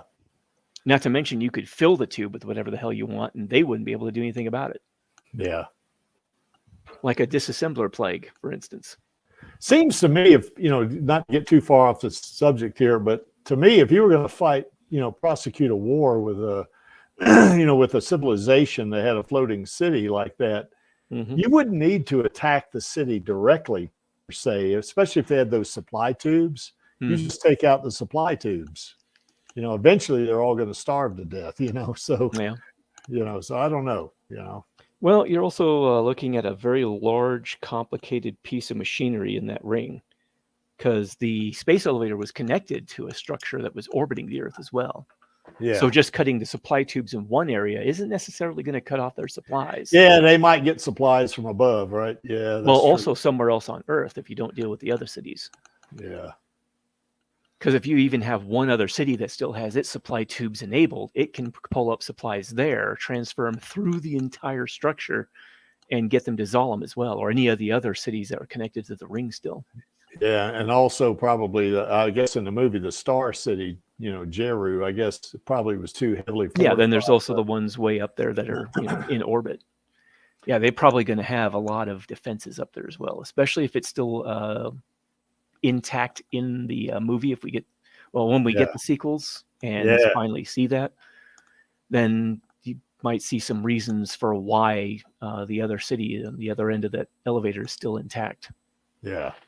Because they do hint at things being sent up the elevator to something up in orbit in the novel. Yeah, I guess they would have to, wouldn't they? Mm-hmm. Which gets the impression that it would also go off the theme that Cameron was talking about in the notes about there being layers to the world. It's like the people in Iron City being ruled over by the people in Zalem, and then Zalem being ruled over by another civilization above them, and so on and so forth. So Zalem is probably sending stuff up the tube to another city that's superior to them in some fashion. Anyway, getting back to Alita's cyborg body, we kind of talked about that a little bit already, but I would say that the fact those really big, beautiful eyes she has is going to help her track, and is going to help her see in the dark. And it's going to just, help her target, individuals that's got marks on them. If they got a bounty on them, that's going to be a huge advantage, that she's going to have over other hunter warriors. Because if you remember in that bar, when they kind of panned around, and as the pan introduced us to several of the hunter warriors there, and there was a guy sitting at the bar and a couple other guys on the side, all of them had normal size eyes. So they're not going to have the same ability to track at night or see at night as Alita is going to have, So they're going to be at a disadvantage. So she's going to be much better than them at tracking. Now, that's not the only thing you need, obvious, but being able to track and being as good a fighter as she is in combat. I mean, if you had somebody like this after you, you may as well just make your soul right with the Lord, as they would say. Get your affairs in order. Yeah, that's right. I'm not a very religious person, but I think that phrase really comes into play here, because if she's after you and you got a bounty on your head, you're done. You're not going to survive. The only thing you could do is maybe try to throw yourself on her mercy, and maybe she'll feel pity for you or something, but I don't think that's going to work either. Yeah. Especially if you got a bounty on your head and you've done something, pretty bad, like kill somebody or something like that. She's not going to have any pity for you, So, yeah, she can be real sweet, but oh man. From what I understand, no, a hunter warrior, the only excuse me, no problem. The only outcome to a hunter warrior taking down a mark is they take their head and turn it in. Yeah. So they can identify it and strike it off the list. So yeah, they don't have any jails there mandatory, Kerry. Yeah, there's no jails, no judicial system. It's like if you've got a mark on you, it's a death sentence. Yeah, that's right. I mean, even you saw some of those criminals that were up on that kiosk, that had maybe 2,000 or 3,000 credits, as a bounty. I mean, you can imagine they did some minor offense. Maybe they broke into somebody's house or something like that. Doesn't matter. They don't have a punishment commensurate with the crime. If you break the law, you go against the factory or whatever, you go against the society in Iron City, you're dead. That's it. You're done. Well, it may not be a very efficient system, but the factory is not concerned with a judicial system. It's just concerned with anyone who causes a problem and disrupts their operation. Take them out. Get rid of them. Yep. There you have it. So anyway, she can run fast. So in other words, if you try to outrun her, she's going to run you down. You're not going to get away from her that way, because I calculated in the factory when she Well, yeah, I don't know. It depends. I guess it would depend on the circumstance, mandatory carry. The only time they ever really seem to worry too terribly much, at least in the manga, about Yeah. any kind of crime is if it was Affected something that directly affected the factory's operations. Yeah, that's right. If it affected productivity or something like And that. in that case, the sentence was always the same: death. Yeah, that's right. Interfere with the factory, you die. I would say that if you broke into somebody's house and it, for some reason, I don't know why this would be, if it caused a dip or a big time degradation in the factory's operation, it was somebody's private home, then they would care. They would come after you. They would send a hunter warrior after you, or they put a bounty on you. They're not going to do any administration. They're not going to do any management of any kind of resources. They just put a bounty on your head and let nature take its course. That's what they would do, you know. So, I mean, in the manga, they had people getting attacked, raped, all that stuff, and they never really bothered with it because they didn't care. The only people who are going to care are the people on the ground who have to live with the consequences of it, which is why you probably get gangs getting together to try to, you know, provide protection for the members. But the factory isn't going to worry about it unless it affects the factory's operations. That's right. In the movie, however, they do seem to have some consideration for real serious crimes like murder. If you kill somebody, then they'll worry about it, which I think kind of makes a certain sense, because if somebody's going around murdering people, that affects the population level to a certain degree and can affect productivity in an indirect fashion. Yeah. So anyway, there you have it. So you're up against it if Alita's after you. I don't care if you're a human or a cyborg. If she's after you, you're done. You know, you're not going to survive. You know, you may as well just, like Lee says, get your affairs in order. You know. Yeah, our sweet little cyborg girl will take you out in milliseconds.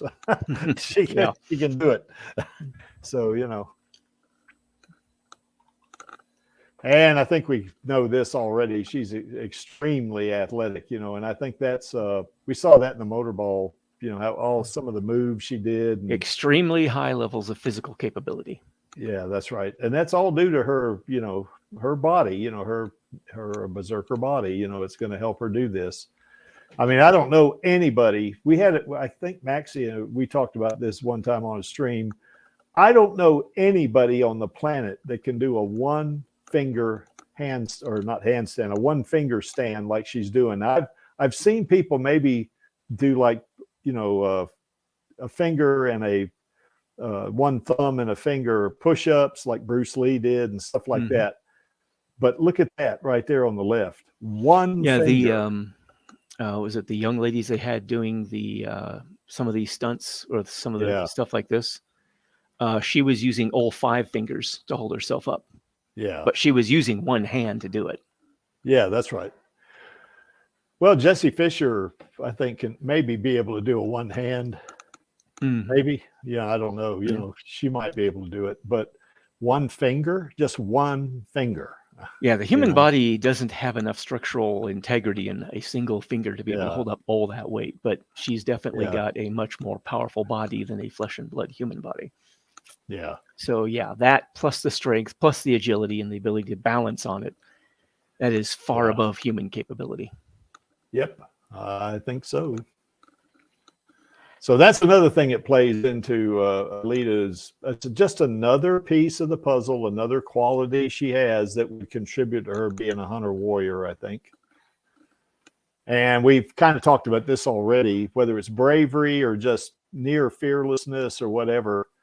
But as you can see, both of those opponents there, both Gruishka and Zapan, she's in her doll body or what's left of her doll body, you know, on the left there.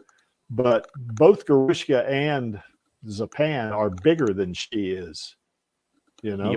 One much bigger than she is. Yeah, Gruishka was much bigger than her. Now, I think Gruishka, if Ito and Hugo and McTeague hadn't happened along, Alita would have been dead, you know. Yeah. But in fact, the only thing that stopped Gruishka from stomping her head flat was Ito's rocket hammer to the back. It threw him off, caused him to miss. That's right. Yeah.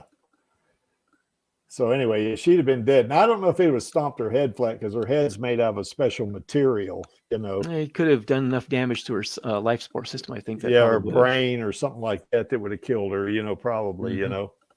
But because you know, in the movie, she was thrown off. If she wasn't thrown off of Jeru, she was thrown off of Zalem and ended up in the scrapyard, you know. But and for her head to survive that, I mean, you know, that's quite phenomenal, you know. But I think he would have killed her, you know, if it hadn't been for them. Now I think if she'd have been in her berserker body, you know, that fight down there, if she'd been the berserker body down in the underworld like she was in Vector's office, it would have been a very different outcome. It'd have been a different outcome like it was in Vector's office. She took him out once, you know, once she got past that, you know, being punctured, and she of course talked to him because, you know, because Nova, she knew Nova was riding him, you know, so she knew that. Or at the very least watching. Yeah, and she knew, you know, usually she's not going to talk to you, you know, she's not going to do that for the most part. She's going to take you out, you know. I mean, she sees a chance to kill you, she's going to do it. So, but I think had she had that berserker body in the underworld, she would have took Grishka out in 10 seconds, just like she did in Vector's office. Well, there is the possibility she would have overestimated what she could do against the grind cutters, because I think that was her problem in the doll body even, is that she overestimated what she was going to be able to accomplish. And the grind cutters, even though they would, her berserker body would be able to pull itself together fairly easily, she would need to have the time to do so, and there's a possibility Grishka wouldn't have given her that time. Yeah. So she still might have come out a little worse for wear in the berserker body even. Yeah, I don't know, you know, because I think she was able to dodge those grind cutters in Vector's office. Oh, she was able to dodge them. She was also expecting them too. Yeah, that's true. She had a prior experience. That prior experience gave her the ability to anticipate what he was going to do. Yeah, I still think though that was stupid of her to you know, kind of lunge herself at him, you know, in her doll body. That wasn't a very bright thing to do, you know. Yeah, I think that's part of her one of the drawbacks of her fearlessness is she has a certain false sense of what she can do type thing. Certain I'm not sure what the words are. My brain's failing me again. Overconfidence or whatever. Something like that. Yeah. I'm not sure that's quite the term I was going for, but something along those lines, yeah. See, I think though in her berserker body, she overestimates what she's capable of sometimes. Yeah, that's right. Or underestimates what her opponent's capable of on occasion. Yeah, that's right. But I think in her berserker body, she's a lot faster. And I think it'd been more difficult for Grishka to get her, you know, with those grind cutters, you know, because you remember in the fight on Underworld, she was in her doll body. She was dodging those grind cutters, you know. Now, one of them did cut her leg, you know, but I think in her berserker body, she'd have been so fast he wouldn't have been able to touch her, you know. Well, that's the thing. She wasn't the only one learning from that fight. Grishka did too, which is why I think he eventually managed to close him in on her. Yeah, I think so. Because he also started learning what she was doing. Yeah. Because he wasn't necessarily all that stupid either. Maybe not the smartest, but he wasn't, you know, complete idiot. Yeah. He certainly didn't realize what he was up against in Becker's office, that's for sure. Calling her little flea, you know. Okay, yeah. Okay. And you see on the right there, Zapan is absolutely no match for her. I mean, you know, his body is not near as advanced, and he doesn't know how to fight as well as she does. You know, I mean, you know, which is why I don't think he tried anything. He just basically was using the system against her. Yeah. So I think he knew he was no match for her in the fight, straight up fight. So he was just going to backstab her in a way. Yeah, that's right. Mandatory carry. Little flea cut his ass in half. That's right. Yeah. Dissected that boy. So he lost so bad he was beside himself. Yeah. She uses fear as a weapon, you know, is what she does, if she does have any fear. Yeah, she has a strong attachment. That's one thing I do like about her as a character. She has really strong attachment to the people that she loves. You know, she really You know, that seems to be a very, very important thing for her. You know, she's going to take care of what she cares about. You know. Mm-hmm. And we've talked about this already. She's intelligent. Now, you know, these two pictures, you don't know how intelligent she is by looking at those two pictures, but she's smarter than average for sure. You know, I think one picture that might have gone well with this particular point is that one picture of her sitting at a table looking out the window while she's got that book open in front of her. That seems to kind of imply a certain level of intelligence. Yeah, that's right. Yeah. Oh, Maxie points out about in the anime, which is we're going to have a watch party on the anime on my birthday in 2 weeks. Oh. But anyway,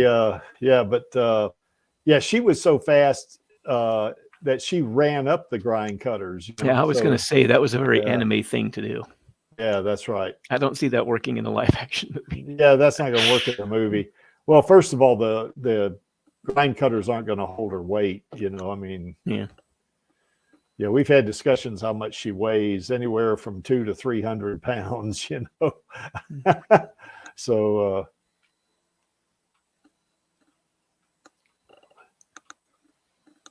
go ahead, didn't save her. Possibly, you know. Oh, here's old Angelus. There he is.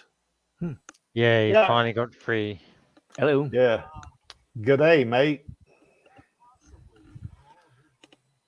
So anyway, yeah, I guess so. You know, because she was in her doll body, and that Centurion probably would have killed her, you know, because she had no clue what she was up against, you know. Who won the little Alita? We haven't done it yet. We're going to do it here pretty fast, you know.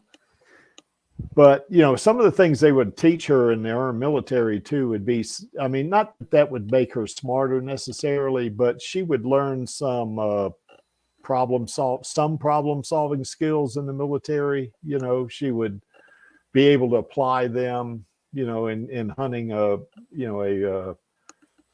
mark and use that to her advantage. But I think one of the terms that we used, it was her intuition, is probably the stronger part of this for her. You know, I mean, she's not stupid. That's for sure, you know. Yeah, that's right, Maxie. Angelus is not old, not at all. So, but anyway, Lee or Angelus are not old, not compared to me. Anyway, that's for sure. But yeah, I think her intuitive, you know, just her being her adaptability, her intuition, her situational awareness. Now, there is one definition of intelligence, is the ability to survive in your environment. And in that case, she's highly intelligent. In that case, she's very highly intelligent. You know, I've heard some folks say that dolphins in their environment are more intelligent than we are. I don't know about that, you know, but they are pretty intelligent in the water. You know, they wouldn't do so hot on land because they don't have any legs, for one thing, you know, but in their environment, they're highly intelligent. And I think Alita's ability to survive, I think, plays into this as well. Any other thoughts, Angelus? Here's what we've done so far, Angelus. I just kind of... I'd say also like her survivability goes up based on the cyber body that she has. Yes, we talked about that here, you know, about her. Where is that? Yeah, right here. Yeah. The fact that she's got a cyber body that's the most advanced on the planet by a lot, by orders of magnitude. Yeah, that's going to contribute to her survivability. So, but anyway, Angelus, what we've kind of gone over, I guess, is this. This is kind of what we've hit. These are the kind of the 7 characteristics that well, at least I think makes Alita, you know, would make her a very good hunter warrior. It'd have to take all the pieces put together, because just being in the military is not going to make you a hunter warrior. You know, just being a martial arts, expert is not going to make you a good hunter warrior. But all of this stuff put together, I think, is going to make you a good. All the pieces put together. Oh Lord, After the underground fight. Yeah, that's what she said. Yes, for sure. Yeah. So anyway, so I think this is where we were. No, we had that one already. So yeah, here's where we are. There you are. Yeah. So I knew Angelus would be coming on eventually, and there's one more thing that I think we might want to bring up that Alita that might make her a good hunter warrior, and that's she's got Uli. Yeah. How did I know that was coming? Yeah, that's right. Maybe that Mark had fall in love with her and just give up, and she'd kill him. That's probably what would happen. Although, on a more serious note, that could be a good reason that the individual would underestimate her, making her job easier. Yeah, I think so. Because if you just look at her, she's she's 4'11" in the manga, and I guess Rose is 5'3", I guess. But 4'11" in the manga, and especially fighting Toji, he's like 5 meters tall. He's a freaking giant. Yeah, and she's 1.5 meters tall. I mean, holy crap, he's more than 3 times her height, and she took him out. It was a tough fight, but she got him, so yeah. So yeah, so maybe so. Maybe they would look at her and she would be, oh, this little old girl's not going to take me out, That's a big mistake. Yep. That little old girl's going to take you out. That's for sure. So. Oh, I hope she takes me out to dinner and drinks. And You better buy her dinner. I'll buy dessert, chocolate. Yes. Yeah, you'd probably. You might get her to go for you, and if you got her a bunch of chocolate and maybe chocolate covered oranges or something. I'll just have that to. Might delay the inevitable. Yeah, that's right. I'll just have to be wary of her Uncle Creaky. Yeah, Uncle Creek's gonna not that she needs Uncle Creek's protection, that's for sure. But yeah, she's that's my niece. Careful, fellas. So anyway, that's kind of where we are, I guess. I think the idea there that that Alita would make a good hunter warrior. I don't know. What's your thoughts on that, Lee? Just to sum up. On what makes her a good hunter warrior? Yeah, or what her abilities, hunter warrior. Would she be a good one? Or well, I think she's already proven to be a really good one. I mean, she's got the ability to track down a target. I mean, with her ability to observe and keep track of things, that would only get better as she uses it. Mm-hmm. And once she tracks down a mark, she can easily deal with them. I mean, it'd be almost trivial, I think, in just about every circumstance. Mm-hmm. Which means to be going on and taking on the more and more dangerous ones, which means she would also be, to a degree, making the city generally safer because she's taking down more dangerous threats that are a bigger danger to the people around them. Well, she sure took out that threat that got Jason, didn't she, in your fanfic? Mm-hmm. There is going to be another one. I don't know if you remember I mentioned it. There was 2 sort of chapters I did that on a friend's advice I did that were from other points of view. One of them is from Bigot Eisenberg's point of view as he's dealing with Nova. Yeah. And then there's a second one where she has to track down another criminal who attacks the clinic. Mm-hmm. Okay, cool. I can't wait to read that. I'm into chapters. I've just finished chapter 6 today, and that was just fantastic. I loved it. Oh, glad you liked it. Yeah. Yeah. Oh yeah, Ash Blackman. That's right. The intelligent warrior. If you know yourself, as you know your enemy as well as you know yourself, you need not fear 100 battles. That's right out of The Art of War by Sun Tzu. And I think in Alita's case, when she first gets brought back by Ito, she doesn't know herself, does she? yet. Not really, no. Yeah, She's starting to relearn who she is. Yeah, that's right. So, yeah, at first she's probably not going to be the same. You know, at the beginning, she'll be a little more amateurish, I guess, in the beginning, or even as a hunter warrior. But as she does more and more, she's going to get better at it. That's for sure. You know. Yep. So, yeah, the Art of War. That's one of my favorites. That's for sure. So, Angelus, what do you think about Alita being a hunter warrior? She's going to be number one or what? Or I know what you're going to say, but anyway, She'll be able to, like, objectively speaking, be able to compete or contend for the title, metaphorically speaking. So, I mean, a combination of her skills, being able to take advantage of those skills to their full potential, and you know, she has no fear, or rather, she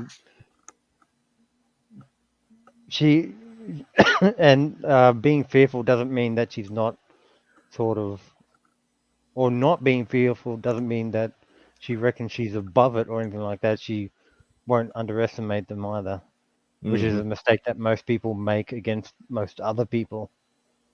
Like even against pre-Berserker Japan. Like considering how easy it was to sort of, you know, take him out, albeit with the Damascus blade. You know, I'm surprised that like Clive Lee or Screwhead hasn't sort of, I don't know. Like I said, she's not afraid, but doesn't mean that she underestimates her opponent either. In short. Yeah. Yeah. So your opinion is she's an excellent hunter warrior, then? Yeah, and she's definitely a contender. Yeah. For the title. Oh, you mean the Motorball final champion? You mean? Final champion, the best hunter warrior, or the most feared / respected, all of the above, or the most uwu in Iron City. Pretty much. Well, that's a given. Yeah, that's right. Yeah, that picture on the left is one of my favorites right there. That one on the right's pretty damn good too. I always put something about, when I do that good morning tweet, I always put something about, that smile just kills me or something like that. Always put that on the tweet, So I think people get a kick out of it, Well, the Creek thinks Alita's a superior hunter warrior. I think she's certainly the most capable, from a fighting standpoint. So she's going to be able to handle any kind of opponent that, if she gets confronted, if she doesn't take them out by stealth, like seems to be the way most hunter warriors take out some of these other criminals. They don't want to risk too much, but if she got in a position to where she was, one-on-one with a mark, or a criminal, she's going to take them out, in that berserker body. I mean, they're not going to stand a chance. And if it's a human, they got two chances, slim and none. That's what they got, So she, you're just not going to beat her. No, I don't see anyone in Iron City, that can take her out. Well, fawning, well, I have to be careful about that mandatory carry because she's kind of my adopted niece, I guess. But you can't deny she's cute. There's no doubt about that, But no, I kind of like her because I like that persistence, or that perseverance and determination. That's what I like about her. I mean, when she sets her mind on something, she's going to make it happen, And of course, that doesn't require you to be cute. I mean, you can be average looking and have that kind of have that sort of persistence, or determination, So, so I don't think you're the only one who isn't fawning over her, I mean, although I admit I have to, when you look at her, you say, oh, that's really cute, I mean, that's for sure. So yeah, I guess you're partially right, at least mandatory carry. So. Okay, any other thoughts about this? Anything we might have left out about, Alita as a hunter warrior? No, you got the most important one, so that's all that matters. Okay. Okay, well, I guess what we can do then is just go right on to the, to the Little Alita giveaway. And kind of way I want to do this is, basically I want to, kind of pull this up like that. And the way we want to do this, I guess, is we want to, if you'll just if you want a shot at winning this, and the way we'll work it is I'm going to enter your handle that you have in the chat, except yours mandatory carry. Yours is too long. I'll just put man carry in yours if you want it. So I'm going to add that entry right here. We'll add it, and when everybody says, okay, that's enough, we don't have any more, then we'll select a winner. So, Ash Blackwind, do you want a shot at winning a Little Alita? This is a pop. Yes. Okay. So we got Ash wants to, or mandatory carry wants to, rather. Okay. Anybody else? It's going to be a real short drawing if we. Well, the panel members can't. Who? I said the panel members can't enter. Nah, not really. That'd be a little bit, or at least you and I can't. Yeah.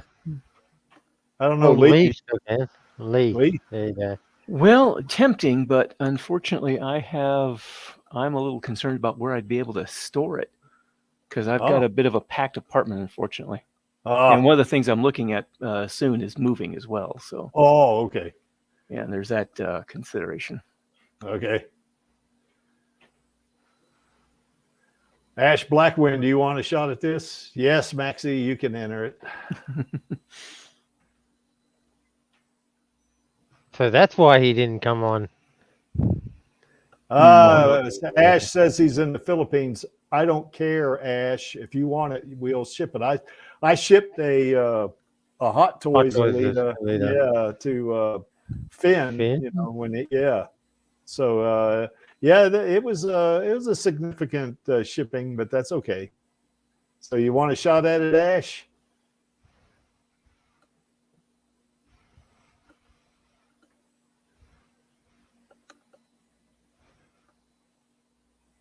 Okay, so Ash says he'd rather have someone else have it.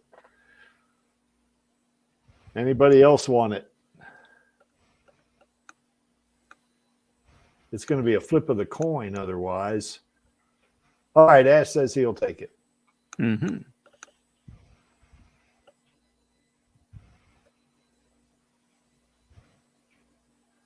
Anybody else? So between Ash and Maxie. Maxie's wife. Well, that's right, Maxie, you're still in. Anybody else?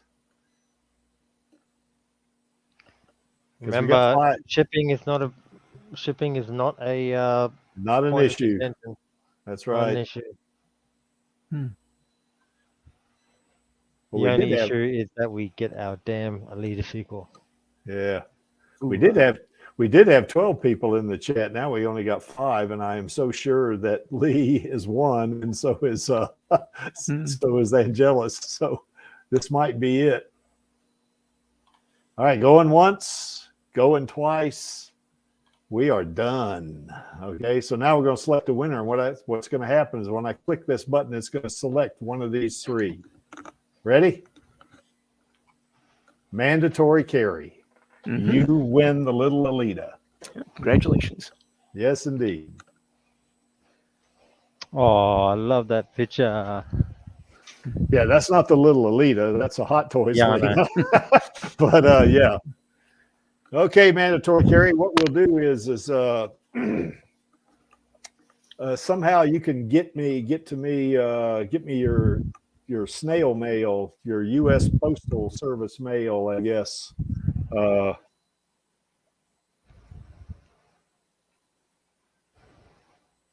All proceeds go to my favorite charity. What's your favorite charity, anyways? Well, this is not a proceeds. I already have this little Alita. Here's what happened with it: is that I went to the mall and I was kind of going through this in the south, not the mall down there on 25, but the mall up here near my house. And I went in this place called Entertainment Mart, and I was kind of walking through it, looking at stuff, and I saw this, Pop Funko Alita, little Alita, and I took a picture of it and put it in a chat, put a tweet on it rather that says, "Hey, look what I saw in the mall. It looks like Alita's merch is out there," stuff like that. And then of course Angela says, "Hey, buy that thing, man. Let's give it away." So I did. I went back today and bought it. So that's how we did. So I physically got it, is what I've got. So I think he's saying he wants to put it in a raffle and have the proceeds go to the Alita Army's favorite charity. Oh, which I think would be the one organization that gave Tilly Lockey new hands. Oh, I think that would be the said our favorite charity. Yeah, I think it's that one that did the prosthetics for Tilly Lockey. I'm not sure. We'd probably have to do a little bit more discussion, especially after the stream, or not directly after the stream, Okay. but between now and next week. Yeah. But that is an idea, even if it's just by itself, or if we manage to find other bits and pieces, or hell, I'm still always shopping around for any sort of Alita merch. As an example, Maxi found the Motorball Alita. I think they call it a loot crate sort of thing, and he found it at a flea market. There's advantages of him getting wifed every now and then, because he discovers little gems like this. And I said, oh, like, buy it for me. I'll pay you. I'll pay for shipping, and or I forget the circumstances, the situation. But long story short, he bought it for me. I paid him, and he sent it to me. And I now have Motorball Alita sitting beside my 2 out of the 4 little Alitas that I have. Because basically, there's the there's the 2 Berserker versions, one flesh colored and one like black and white version. There's the doll body and then the Motorball body Alita. And I don't have the Motorball body or the like the tan or flesh colored Berserker body version. Well, here's what I'll do. See if if this is okay with you, mandatory carry, because you're the winner. And getting it up to 5 digits, I'm not sure we're going to be able to get it up to 5 digits because it only costs about $15, so with tax. So what we can do though is I can auction it off on Twitter, and whatever I get for that money for Twitter, whatever that money I get, certainly the person that wins the auction, I'll send the little Alita to them, and then I'll take that money and put it in a GoFundMe account that we can do later or something like that for maybe the the hero arm or something, or feed the hungry or something like that. Does that sound good to you, mandatory carry?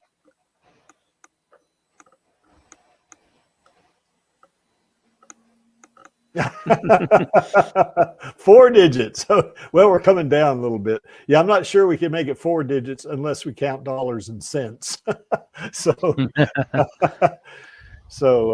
anyway, I'll auction it off, mandatory carry, and any money I get, we'll put that into a GoFundMe. Yeah, okay, he's good with that. All right. Which Alita is it? It's the doll body. Already got that one. Yeah, it's this guy right here. Yep. Yeah, it's $14 there, but the tax made it $15 and change. I can't remember.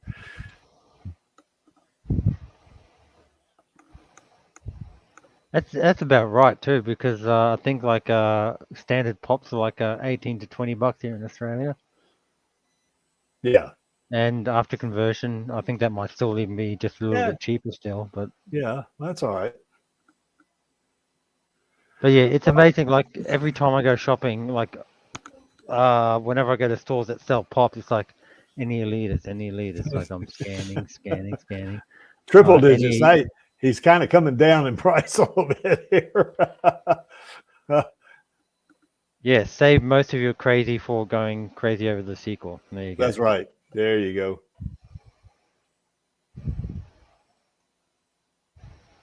All right. Well, that's what we'll do. We'll do the auction on Twitter, and we'll see. We'll work that out. So,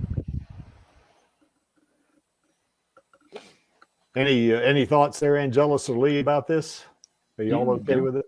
Okay. Yeah. Well, I was thinking of if I, depending on how my finances are, I'd still bid for it. Okay. And even though I've got it, I was going to basically, if I ended up winning for whatever reason, then I'd basically, pay for it, but have it get sent to the person that I outbid, if that makes sense. Your second place bidder, you mean? Yeah. Just as a bit of a haha surprise, you actually won. You actually won. Yeah. Okay, that's what we'll do then. So we'll do that. And of course, like we'd throw in all the hashtags just to get the word out and basically spread the positive, you know what I mean. Positivity, yes. Yes, that. Yeah, that too, yes. Okay, he's bidding $6. Mandatory carry, you won. You wouldn't have to bid on it. Oh boy, that's funny. All right, so folks in the stream now, and anybody that watches this afterwards, I'll put out probably on Monday. I'll start the auction, and folks just have to tweet me. Is what they'll do. I guess we can start a hashtag, can't we? Little Alita auction or something like that. So.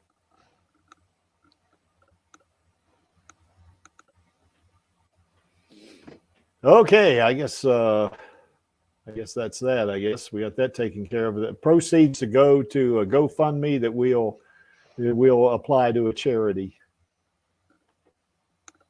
Okay. Okay, guys, did we miss anything?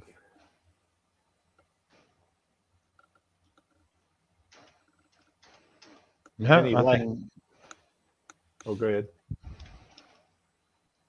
I mean, I didn't hear like a chunk of the first half, and only like was intermittently listening without being able to respond in live chat throughout the middle part. So yeah, I finally got on here, and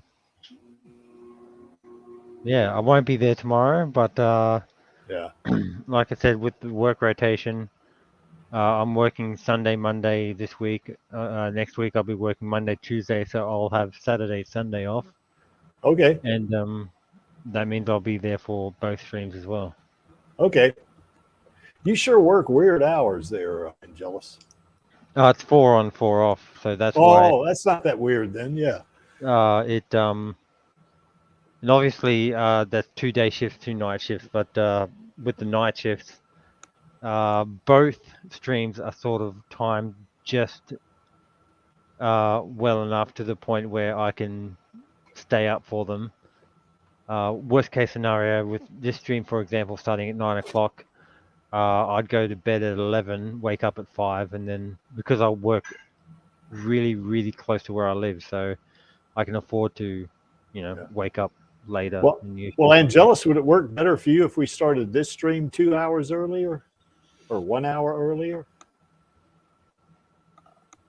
As long as it's like, up to you. Worst case scenario, leave it at now, and then maybe we can change things around on times that I am working the night shift, so to speak. So it just, really depends. Okay. Well, we'll leave it like this then. Because I had thought about making it earlier, but for me, 4 o'clock works perfect. So, but since we have Keep an it there. international fandom, I want it to fit everybody. So. And it's just obviously Radio Chaos, like using my time zone as an example. Radio Chaos starts at 7 a.m. in the morning for me, slash Maxi. Okay. This one starts at 9 a.m. For me slash Maxi, and having it staggered just a little bit means that like if someone somewhere in the world can't get involved in one, there's like still a little bit of a chance for them to be able to get involved with the other, whether it be in live chat, on the stream, and who knows if people end up getting like a day off or they work 9 to 5 Monday to Friday jobs. So. Okay. Well, any last thoughts, either one of you guys, about Alita being a hunter warrior? Then that she be a really good one? Not really. Yeah. Angelus? Same thing? Basically, the only thing that came to mind is I'm a bit of a very avid D&D player. And sometimes if we come across opposition, monsters, creatures, whatever you want to call them, that look a little bit too tough, we try to find ways to circumvent it. Like, for example, if it's a large-sized creature that looks like it would probably kill us, we'd find something to distract it with. In Alita's case, well, I think it'll be obvious that I'll be keeping a lot of chocolate on stock. Yeah. Well, of course, the Creek thinks Alita would be a great hunter warrior. And as you can see in that middle panel, Alita really loves her Uncle Creek. So, and if you don't like that, you got to contend with that plasma weapon right there. So, anyway. Cool. And for the record, that doesn't mean that I think or treat Alita as a creature or an animal. It's more that I fear that much for my life if she ever, for whatever reason, wanted to hunt me. So, well, you treat her like a creature or animal, that's probably going to be a mistake. Exactly. So, we were talking about that a little bit early on about, Alita, in Jason's fanfic, how Alita gets kind of testy with, with Lee's fanfic, Alita getting testy with the protagonist, named Jason. He's when he got that anxiety over dealing with her, just telling him where he came from, not making eye contact, walking on eggshells, keeping his head down. Yeah, he was having probably a level 5 panic attack at the very least, trying to figure out a way to explain, where he came from.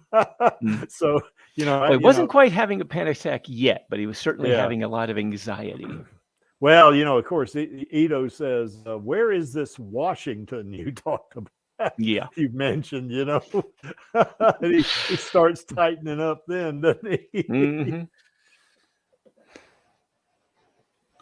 Okay. Well, anyway, I guess that's it. We didn't miss anything. And then, of course, here's our queen right here. Rosa, she brought Alita to life, and she's a really, really great actor, or actress, very talented, whichever. Yeah, for sure, man. And hardworking. Yeah, evidently, because she's busy, man. As we'd say down south, she's busier than a one-arm paper hanger, So she's, basically always on some project, and of course, and I think she deserves awards or something, Alita, that was just great. Her acting in that was just superb, I mean, all the just even down to her facial expressions. You know, I mean, it was just, you know, class one, man. I mean, she's top of the list, you know. Yep. And of course, as the Creek always says, it don't hurt that she's pretty, you know. So, and she definitely is that. Yeah, exactly. Yeah, exactly. Mandatory, Carrie. Those Oscars can go fuck themselves, from my opinion. But anyway, that it is what it is, you know. Yeah, it'd be neat. You know, Rosa should have got at least a nomination, I think. Golly, you know. So, you know, I guess we did hear, I guess El Lamont told us that Alita Battle Angel got some award for an anime thing, wasn't it? Well, it's not an anime, it's a live action. But anyway, that's it is what it is, you know. But the movie should have at least got a nomination for special effects or something like that, you know. I mean, geez. Also, I guess just a shout out to our other two girls right here. They're not girls. None of these people are girls. They're women, you know. But you know, I know the Creek thinks highly of all three of these. That's for sure. You know, El Lamont and Jesse Fisher, man, they brought Screwhead to life for sure. You know, and El said that Jesse Fisher was the most badass stunt woman she ever worked with. So that says a lot. Elle's on the left there, and Jesse's on the right. So yeah, they were good, and both of them were great on the Radio Chaos stream in the interviews. You know, they were super. You know, had a lot of fun with those two on there. You know, I know Elle, she stayed with us for the entire stream, man, of all of 3 hours and 15 minutes or something like that. You know. And Jesse stayed with us a pretty good while too. So that was a lot of fun, you know. Okay. I guess that's pretty much it. I guess now you're not going to be there tomorrow, you said, right, Angelus? Correct. Yeah. Tomorrow on Radio Chaos, you know, of course, you know, remember from last week we had to postpone because we had some of the contestants pull out, you know. But tomorrow we're going to talk about something kind of similar to today, you know, although we went into, you know, if Alita, you know, Alita is a hunter warrior, how good is she? Okay, that's setting us up for here. If she wasn't a hunter or warrior, what other jobs could she do? You know, I mean, we did a stream similar to this about 4 or 5 months ago that, you know, we'll probably kind of revisit a little bit of that. But here we're just like we're hunting for a job for her, you know. So anyway, the Creek's going to be interested in what jobs his niece gets. So anyway, that's the way it works. No, not to get too far into it, but in the manga, she did show quite a wide range of talents. Yes, she did. She most definitely did, you know. So, but anyway, join us tomorrow for that one. That's going to be a lot of fun. I've already put together. I'm going to be the stream manager tomorrow, and I've already put together a PowerPoint for this. So it's going to be a lot of fun, you know.